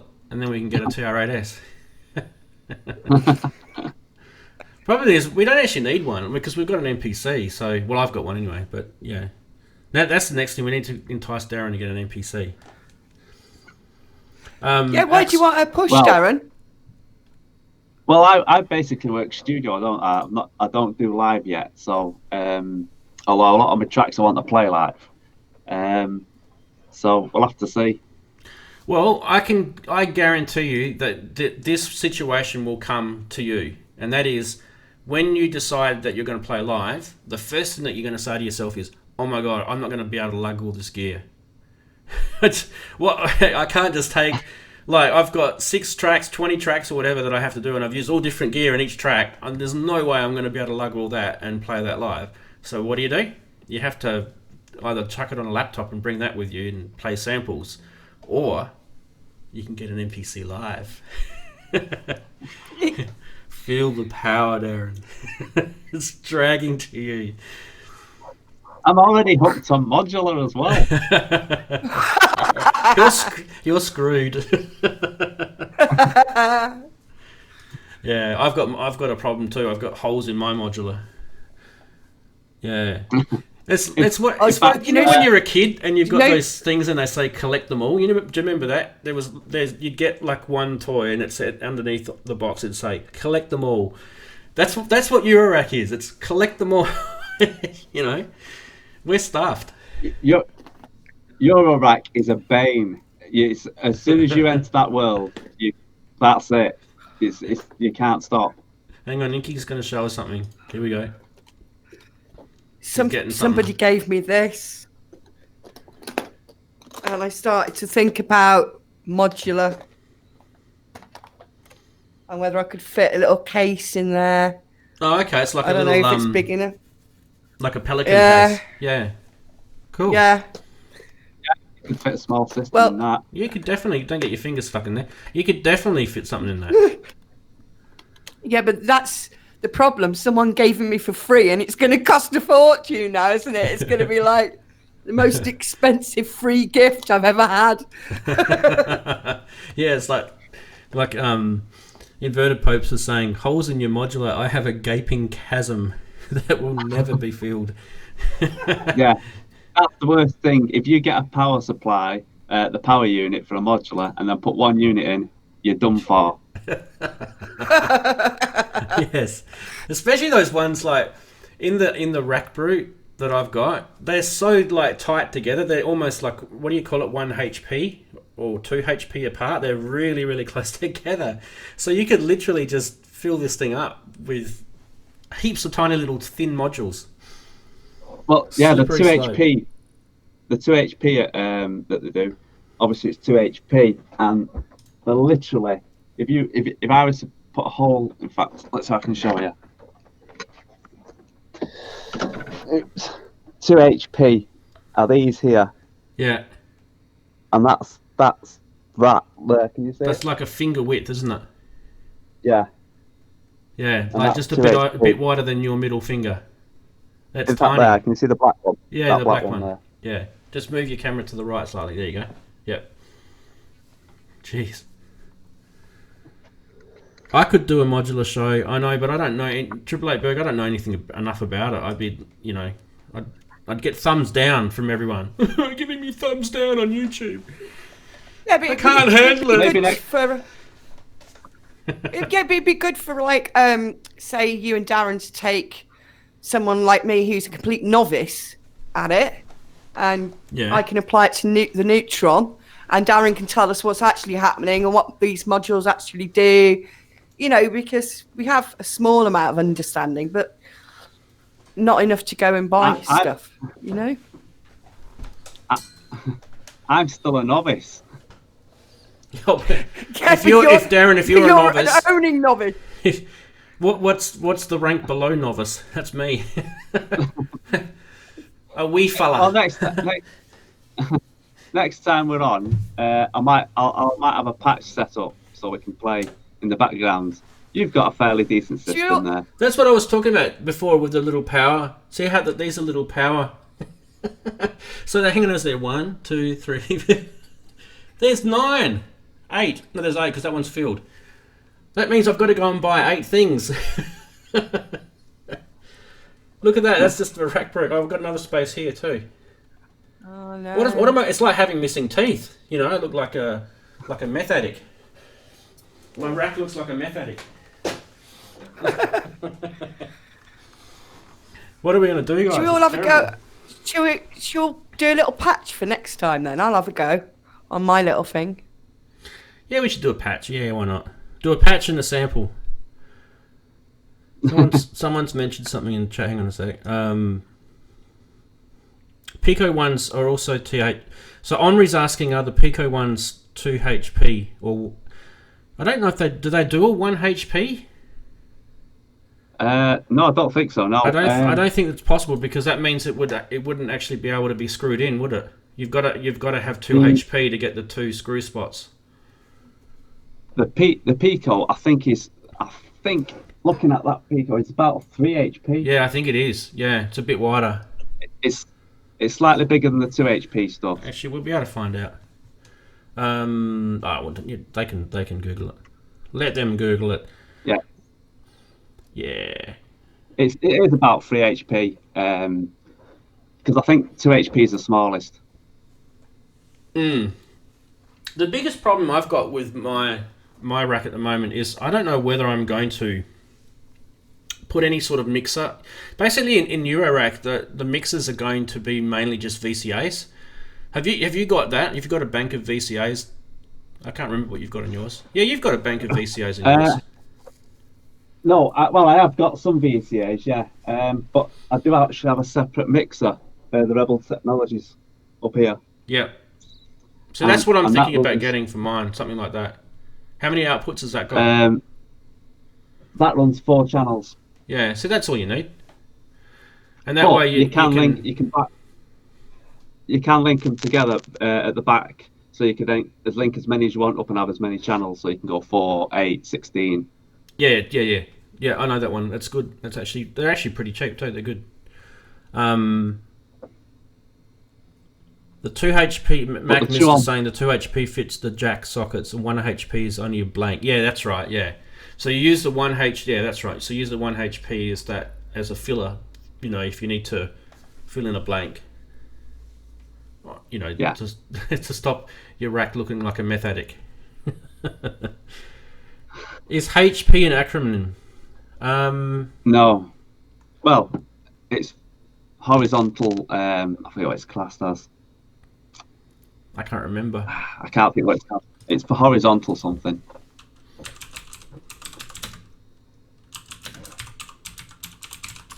Yes, horizontal pitch. Horizontal pitch.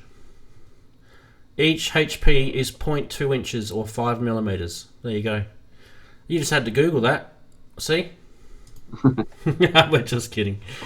Ah, dear. Yeah, so, you know, we should definitely do some more Eurorack stuff on the stream. That's for sure. Definitely. And, Inky, the next thing you need to do is get yourself some, they're not expensive to get. You can actually probably even make one out of wood if you're good with woodwork. Just to get your neutron in. Once you get your neutron in a Eurorack, you'll never look back. It's the best feeling ever. Look, here, I'm going to give you some gas. Look at the neutron. It's in a rack. Yeah, but it just wants another one to go with it, or... And I can put my Model D in there as well. Isn't that lovely? Or a Pro One. You could just pat it all night long. So yeah, you don't have to get that. Those rack boots can be a little bit pricey, because they're about what are they, about 300 quid? I don't know, but you can get like Pittsburgh Modular do like a wooden one, and it's a DIY. And it's only, I think it's only about 80 quid. It's pretty cheap. By the time you went to your local hardware store and did it all yourself, it'll cost the same. So I've already worked it out. There's one, I'm pretty sure it's Pittsburgh that do it, that if you make their kit one, and if you went to the hardware store and got all the screws and glue and wood and did it all yourself and spent forever cutting all, you know, and it looked like a dog's breakfast when you finished, just get that and it works out about the same price. So they're probably not making any money on it. Yeah, but how big is it? Because the bigger it is, the more it's going to cost. It's the same size as that rack brute. It's got two rows, and it's probably not quite the same width though, but it's similar. You'll get your neutron and something else on the side of it in there. So the neutron's pretty wide actually.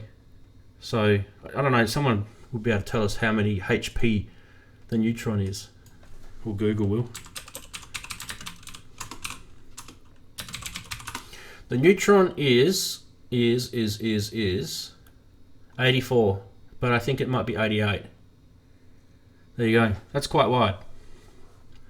So 84 times 5 millimeters is how wide it is. You can probably actually measure that with your ruler.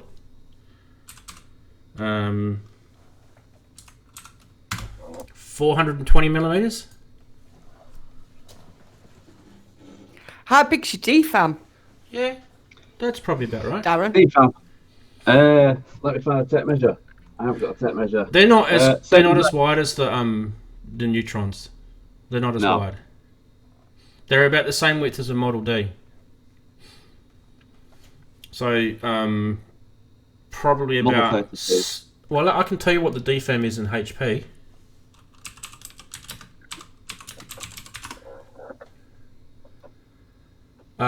It's 319 millimeters. And just over a foot long then. Which is 64 HP. There you go. So 319 millimeters. So that Crave that's just come out by Behringer is pretty much a Mother 32, except the oscillator's different and the filter's different. So if you like, and you can put that in your rack as well. So that's another option for you. Are they shipping them yet? Well, I thought I announced that they were shipping them. Doesn't look like you can buy them yet. No. Anyway. Don't get too much stuff, because, you know, you'll never use it like me. Like my poor Korg Radius. It only ever made it into one track. There's a massive polysynth that only ever made it into one track. Have you guys, who's got, in chat, tell us, who's got a synth that they bent earth over just to get, and they've never ever put it in a track? They've never managed to use it. I reckon I must be the only one in the world. AM1X. AM1X, really? Are you serious? Yeah, it's never been in a. Yeah, it's never been in a track. Wow. In fact, I'll have to do something about that. Ah, dear. There's a track on my. I don't know if it's on. Yeah, I think it might be on Spotify. It's called Syncola, with an SYN and cola as in COLA, and it's all. Well, not all of it. It's an AN200. Do you know what the AN200 is, Daren? It's Yamaha. Yeah, AN200. So basically, no, I don't think it is. An AN200 is a Groovebox version of the AN1X. Ah, I wanted a a desktop version rather than that, and I never thought they did one. Yeah, they do, and I've got one, and it's amazing. It's the only problem with it though is that it's half his voice. It's half the voices, but you don't need it. Let me just grab it for you. While I've got you on the screen, I'm just going to grab it up for you. Okay, here we go. Bang. There's the AN200. Okay, and you'll notice here that it's only 5 voices, but notice that it's AWM2. So it's got 5 voices of the AN1X engine, and then it's got 32 voices of the AWM2 engine as well. So it means it's got drums and samples and all that sort of stuff. But the what do they call the? It says it here. It sounds like the AN1X, but I forget the name of it. The actual voice board of the AN1X has got a name. I can't remember it. Oh, no. You know, there's a video on my channel where I talk about it, and I actually repaired this thing as well. Yeah, so I've got a song which is literally just me going nuts with that thing. And now that you've said to me that you haven't got the AN1X in a track, you're going to go nuts. It's kind of you're going to have a track, and it's going to sound like this 90s techno genius work. Yeah, I mean, it's one of those keyboards that sat there, and I do muck around with it, but it's just like, right, get onto me with stuff that I know and use more often, and I forget all about it. So just in the chat, so who was it? Inverted Pope said he had an original Mini Moog 1978. Never made it into a track, but he sold it last year. Mac Mister said a DX200. So yeah, that AN1X that I showed, AN200 that I showed you, Daren, they make another version of that, and it's called a DX200, and it's the DX7 Groovebox basically. And it's exactly the same knobs, everything, exactly the same layout. The only difference is one's got the AN1X engine in it, and the other one's got the DX7 engine in it. So it's FM. Andrew is saying that he brought... Andrew Brooks, how you going? Andrew said that he brought a microkorg when it came out, and he's never used it until very recently, and now he loves it. There you go. That's what we want to hear, hey, Inky? Yeah. That's what we want to hear. You know, one of my first synths was a microkorg. Not the first, one of my first. But yeah, on my channel, if you're interested in that AN200, there's a video of it on there, or a couple of videos on it. And if you want to hear what it sounds like, there's a song called Syncola I think I actually might even have had that on my YouTube channel as well. And you can hear all those AN1X sounds on there. It's like you'll just go, oh my god! It's like preset heaven. 90s preset heaven. Something else as well I've not used on a track. The Orbit. The Orbit. Oh, EMU yes. Orbit. Which you would find quite unusual not using on a track. But yes, I've not used that. Is that because you haven't gelled with the interface on it, or is that because you just haven't got around to it? A bit of both. It took me a while to get it actually getting sound out of it for some reason. It'd been in the rack for a while and it'd been fine, and I never switched it on. And when I did, I couldn't get anything to come into my mixer. And I sort of just gave up with it. And it was only a few months ago when I actually managed to make it sound, which was get MIDI into it. So that's probably one of the reasons why I've not messed about with it. Yeah, so I've got a couple of synths like that I don't use very much, and because sometimes they're precarious when you turn them, because they're 80s vintage. They're precarious when you turn them on, and I've had them repaired, and I don't want to just keep repairing them every time I want to use it. So one of them I've got is an Ensoniq ESQ1, and full size keyboard, everything. And the other one I've got is a Roland MKS70. It's a rack mount synth. It's massive, this thing. So what is an MKS70? It's a Roland JX10P synthesizer times 2. Or is it a JX8P times 2? So anyway, one of the two. Anyway, so these are Roland analog synthesizers that came out just after the Jupiter. So these were kind of like when they started getting rid of all the knobs. I was talking about that a couple of weeks ago on a stream. And they were just all sort of menu diving interfaces, but they're still analog underneath. And this MKS70 has only ever made it into like 1 or 2 tracks of mine. And it is so nice, the sound of it. It's like the strings sound of it is incredible. But the problem I've got with it is it takes a US power supply. So every time I want to use it, I have to use one of those inverters to transform 110 volt into 220 or 240, whatever it is. And yeah, it's just a pain. So someone said that you can just get the thing changed inside it and it will turn it into a 240, but I haven't got around to doing it. So there you go, there's another one. But I'm not selling that, no way. True fact about my MKS70. Inky, I bet you'll like this one. I'm going to bring Inky up. My MKS70 used to be owned by Nick Kershaw.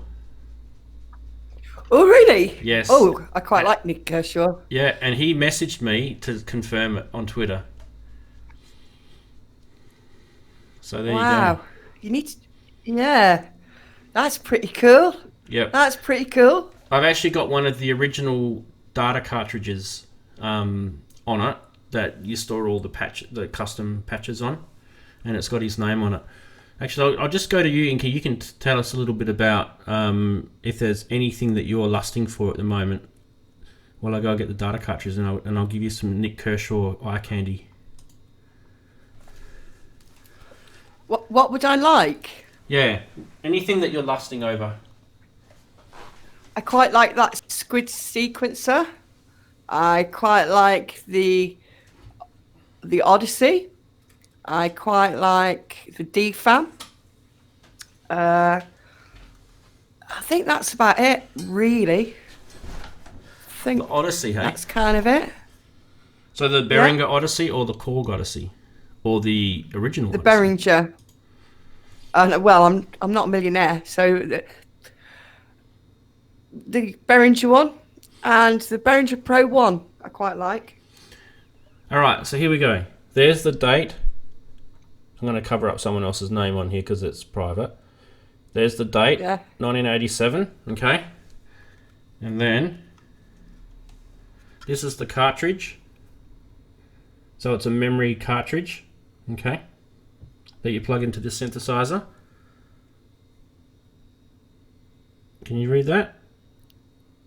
Yay, Kershaw. Yep. And that just goes. It's in that rack down there, the MKS70. So that's got original patches from one of his albums on it. Cool. It's probably not worth anything. Cool. Nothing. You know, It's the albums. me. Yeah, it doesn't his most famous song is "Wouldn't It Be Good." That was years before this. So "Wouldn't It Be Good" was kind of like what 84, 83, somewhere around there. So this is years after that. He's released at least two or three other albums since then, when he did this. So yeah, there you go. Bit of trivia for you. Has anyone got a synth that is famous? Or used to be owned by someone famous? I know a few people that have. It doesn't mean that you're a loser if you don't. Well, hopefully we get famous and we own the synths. That could be the possible outcome. I mean, yeah. I mean, if you keep making crap music like I do, that's never going to happen. But, you know, you can always dream. I mean, when I close my eyes at night, I'm the world's best musician. Yeah. Oh, okay. Mac Mister saying, Daren, have you seen the Neutron faceplates? And you've already answered it, but I thought I'd mention that too. If you don't like the red Neutron faceplates, I actually don't mind it, believe it or not. I actually think they're nice. But if you don't like them, there are ones that you can get. And I just thought, because we talk about the Neutron a fair bit on this channel, because there's a few people that own one. Neutron faceplates. It's by a company called Heinekroon. They're black, aren't they? The ones I remember. With a bit of colour on them. Bit of colour. Let's get this full screen. Sorry, I'm just setting it up if you're wondering why there's a delay. Click play. There you go. So these are all the different ones you can get. Which ones do you like? I like the black one. I think the black one's nice. And that I quite like the black one with the colour. So to your left. No, down. That one there? Yeah, you can get it in black. And it's just got colours around it. Okay, so there's two different versions. That's the one you like. I quite like the white one. Yeah. That actually looks pretty cool. Yeah, I quite like that. That's pretty psychedelic, that one. Hang on, where's that thing gone? I was going to show you this one. I actually don't mind that, actually. Where is it? Come on. This one, I think it is. This one looks pretty cool. The modern one. Nah, I actually thought it looked cool, but now I'm changing my mind. Actually, no, I don't like that. Sorry. That one looks like a a golfer's car, like a Jaguar driver. Sorry to all the Jaguar drivers. This is the one I don't mind the old plain black one. I thought that was quite nice. Oh, it's just got Russian writing on it. It does. Or is that Russian writing? Is that Russian or is that Czech? I don't know. I don't know my alphabets. Imagine getting that and you just got no idea what. You order the wrong thing. All of a sudden you've stuck it on your Neutron and you didn't even look, and then you're stuck with this Russian writing. That'd be brilliant. That'd be a good prank to play one of your mates, wouldn't it? For €29.90, it'd be a great prank. Go into the studio and just stick a Russian template over his Neutron. There you go. You didn't get it from me. Don't tell my name with those pranks, please.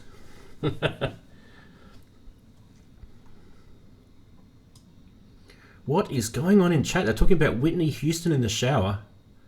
What is that about? What? Well, she'd be a bit smelly now if she was in the shower still. She's old and dead. Dearie me. Oh, okay. So Mac Mister saying I was showing overlays, or was I showing faceplates, or was I showing overlays? I thought they were. Oh, they were overlays. They're overlays, aren't they? Yeah, and he's saying faceplates. Okay, so maybe there's something else. I don't know. Let's not waste time on that. You can bring up the link, Mr. Mac Mister, and we'll click on it. The Czech uses Roman alphabet, and the Russian, Cyrillic. I was going to say Cyrillic, but is it Cyrillic or Cyrillic? I was going to say that, but I wasn't sure if it was the right pronunciation. When you're in the middle of a stream, you say things out of place. People get offended. I don't want to offend anyone. I've got a friend who's he was teaching me Cyrillic. He's from where is he from? Czechoslovakia or whatever you call it.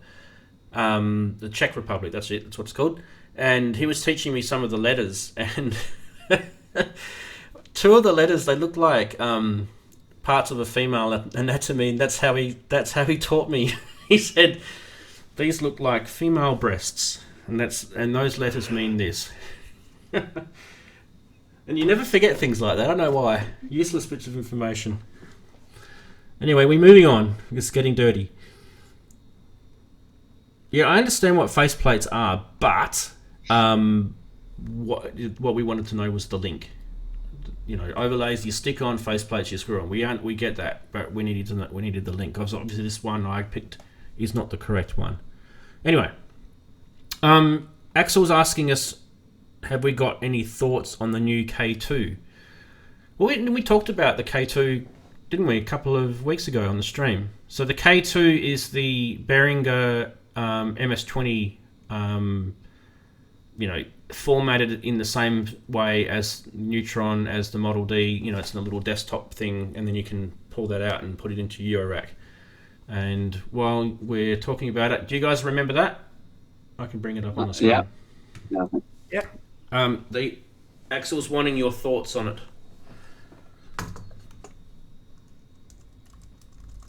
Anyone? Oh, sorry. I don't know. I've got that much kit. I probably wouldn't mind one, actually. Yeah. Is it because that you have some sort of lineage to the MS-20? A little. It's just another desktop. I can just get in the room. Yeah. Open image in new tab. And what about you, Inky? You saying you were interested in the what was the thing that you were saying you were interested in? The Odyssey. The Odyssey. So this desktop stuff doesn't entice you at all? Yeah, it does. It does. That's what it looks like. It's like, yeah, quite like that. It's actually it's a different layout to your standard sort of Moog subtractive synth. It's got it's kind of how the Odyssey's different as well. The layout on the Odyssey's different. You don't with the Odyssey you don't have filter oscillator, filter, amp, envelope. It's not that sort of same layout. It's different. And also with the MS-20, you've got those patch points on there as well, which have been there for, forever, of course. It's different. Different but the same. I wonder if they've got the circuit the same though, or whether they've just come up with it on their own. The MS-20's got, I think, dual filters on it. I can't actually see on that photo that I had on. Where's the filters on this?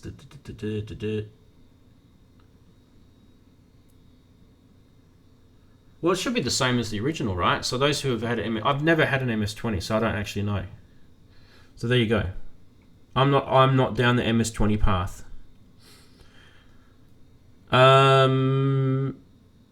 So why would you get this instead of the Korg one? Korg actually originated the MS-20.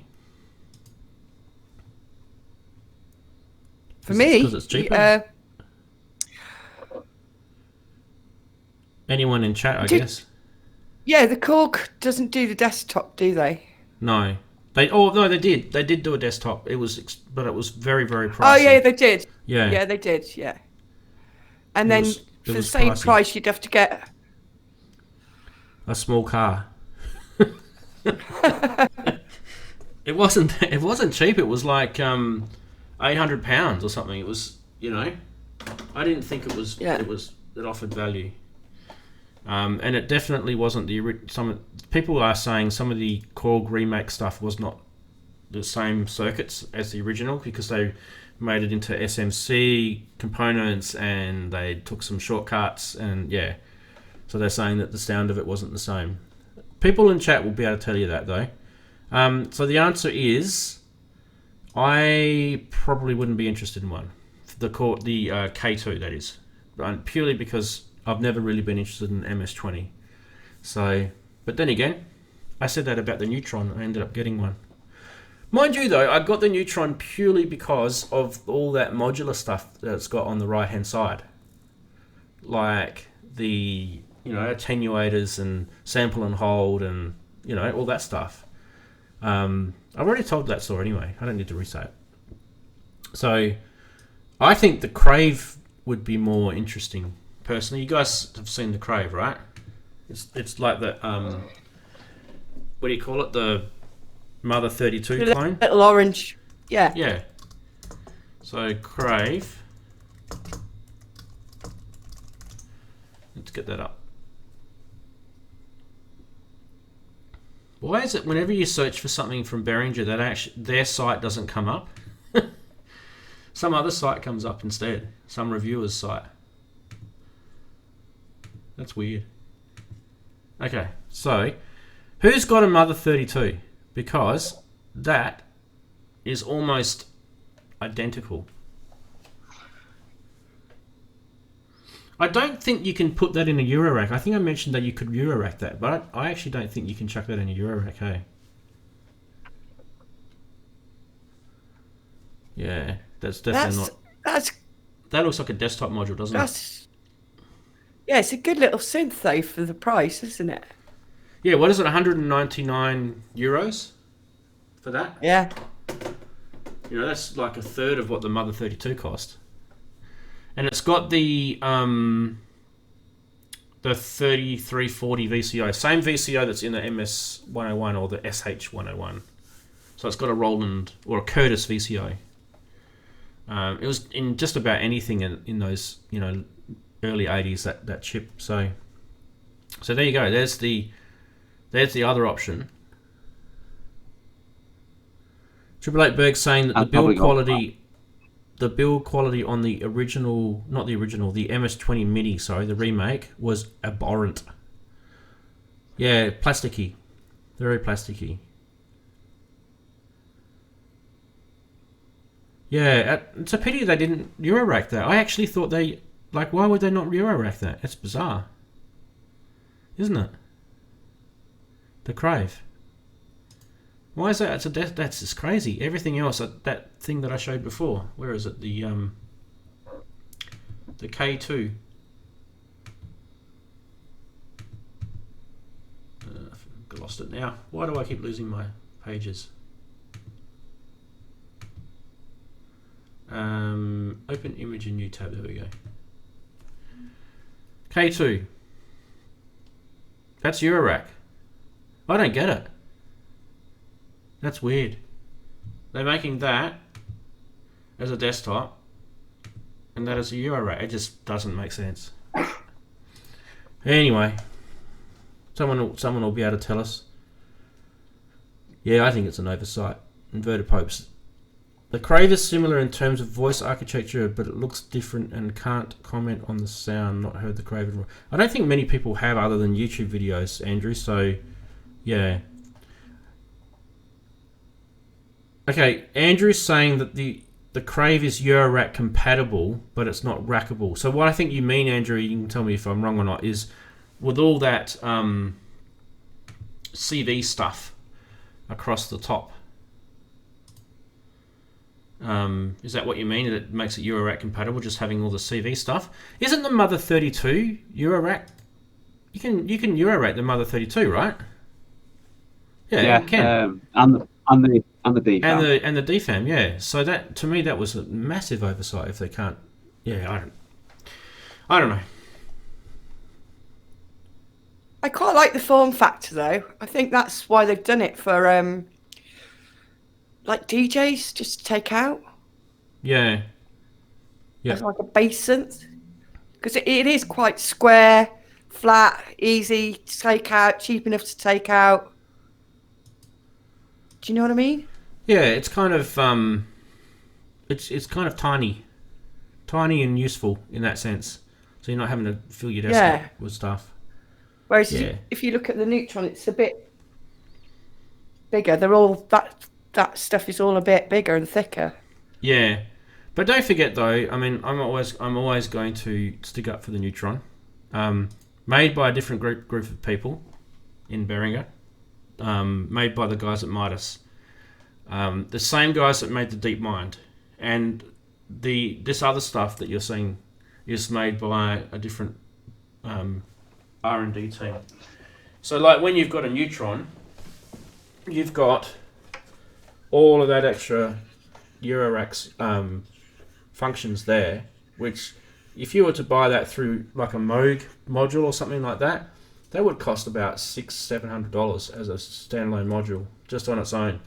And this comes with the synth as well, and all the LFOs and oscillators and all that, and it's really high quality, I find. Those potentiometers are just so beautiful. Like even compared to some of the other stuff I've got, just really well built. It's very, very well built. It's probably going to be a classic, that one, definitely. I've got to admit, I'm more interested in what Rob and Pete do than a lot of the clones. Yeah, you know, the original Midas team. Yeah, they're cool guys. Yeah. No, you're probably right though. Not everything has to go in a rack. Not everything has to go in a rack. You know, what I like though is the option. I'm not saying it has to go in a rack, but I like how that Neutron has the little cradle desktop case thing, and you just undo a few screws, pop it out, and you can put it in a rack. And if you don't want to put it in a rack, pop it back in. And it comes with the Eurorack cable and everything, and you don't have to buy anything extra. It's genius. And the Model D is the same. And the K2 as well. The MS-101 isn't Eurorackable either. Yes, that is correct. That's because it's an SH-101 clone. There it is there. Yay! Now they're called the MS-1s. They've changed the name. Or the VC340. That thing there, the VC340, that is a brick. That thing is massive. It weighs a ton. Like, that is really, really heavy. They've used a lot of metal and wood in that thing, so yeah. 2 hours and 24 minutes in the stream, and we're just gas bagging about anything now. So I'd say we probably should wrap it up. What do you think, guys? You guys have probably got a life to go. I've got to get going very soon anyway. All right, well, we'll end it there. Thanks everybody for watching, and I'm glad we had a great time on the stream, and guys in the chat, big thanks for you joining in. So yeah, until next week, everyone say bye. Bye. And we'll end the stream.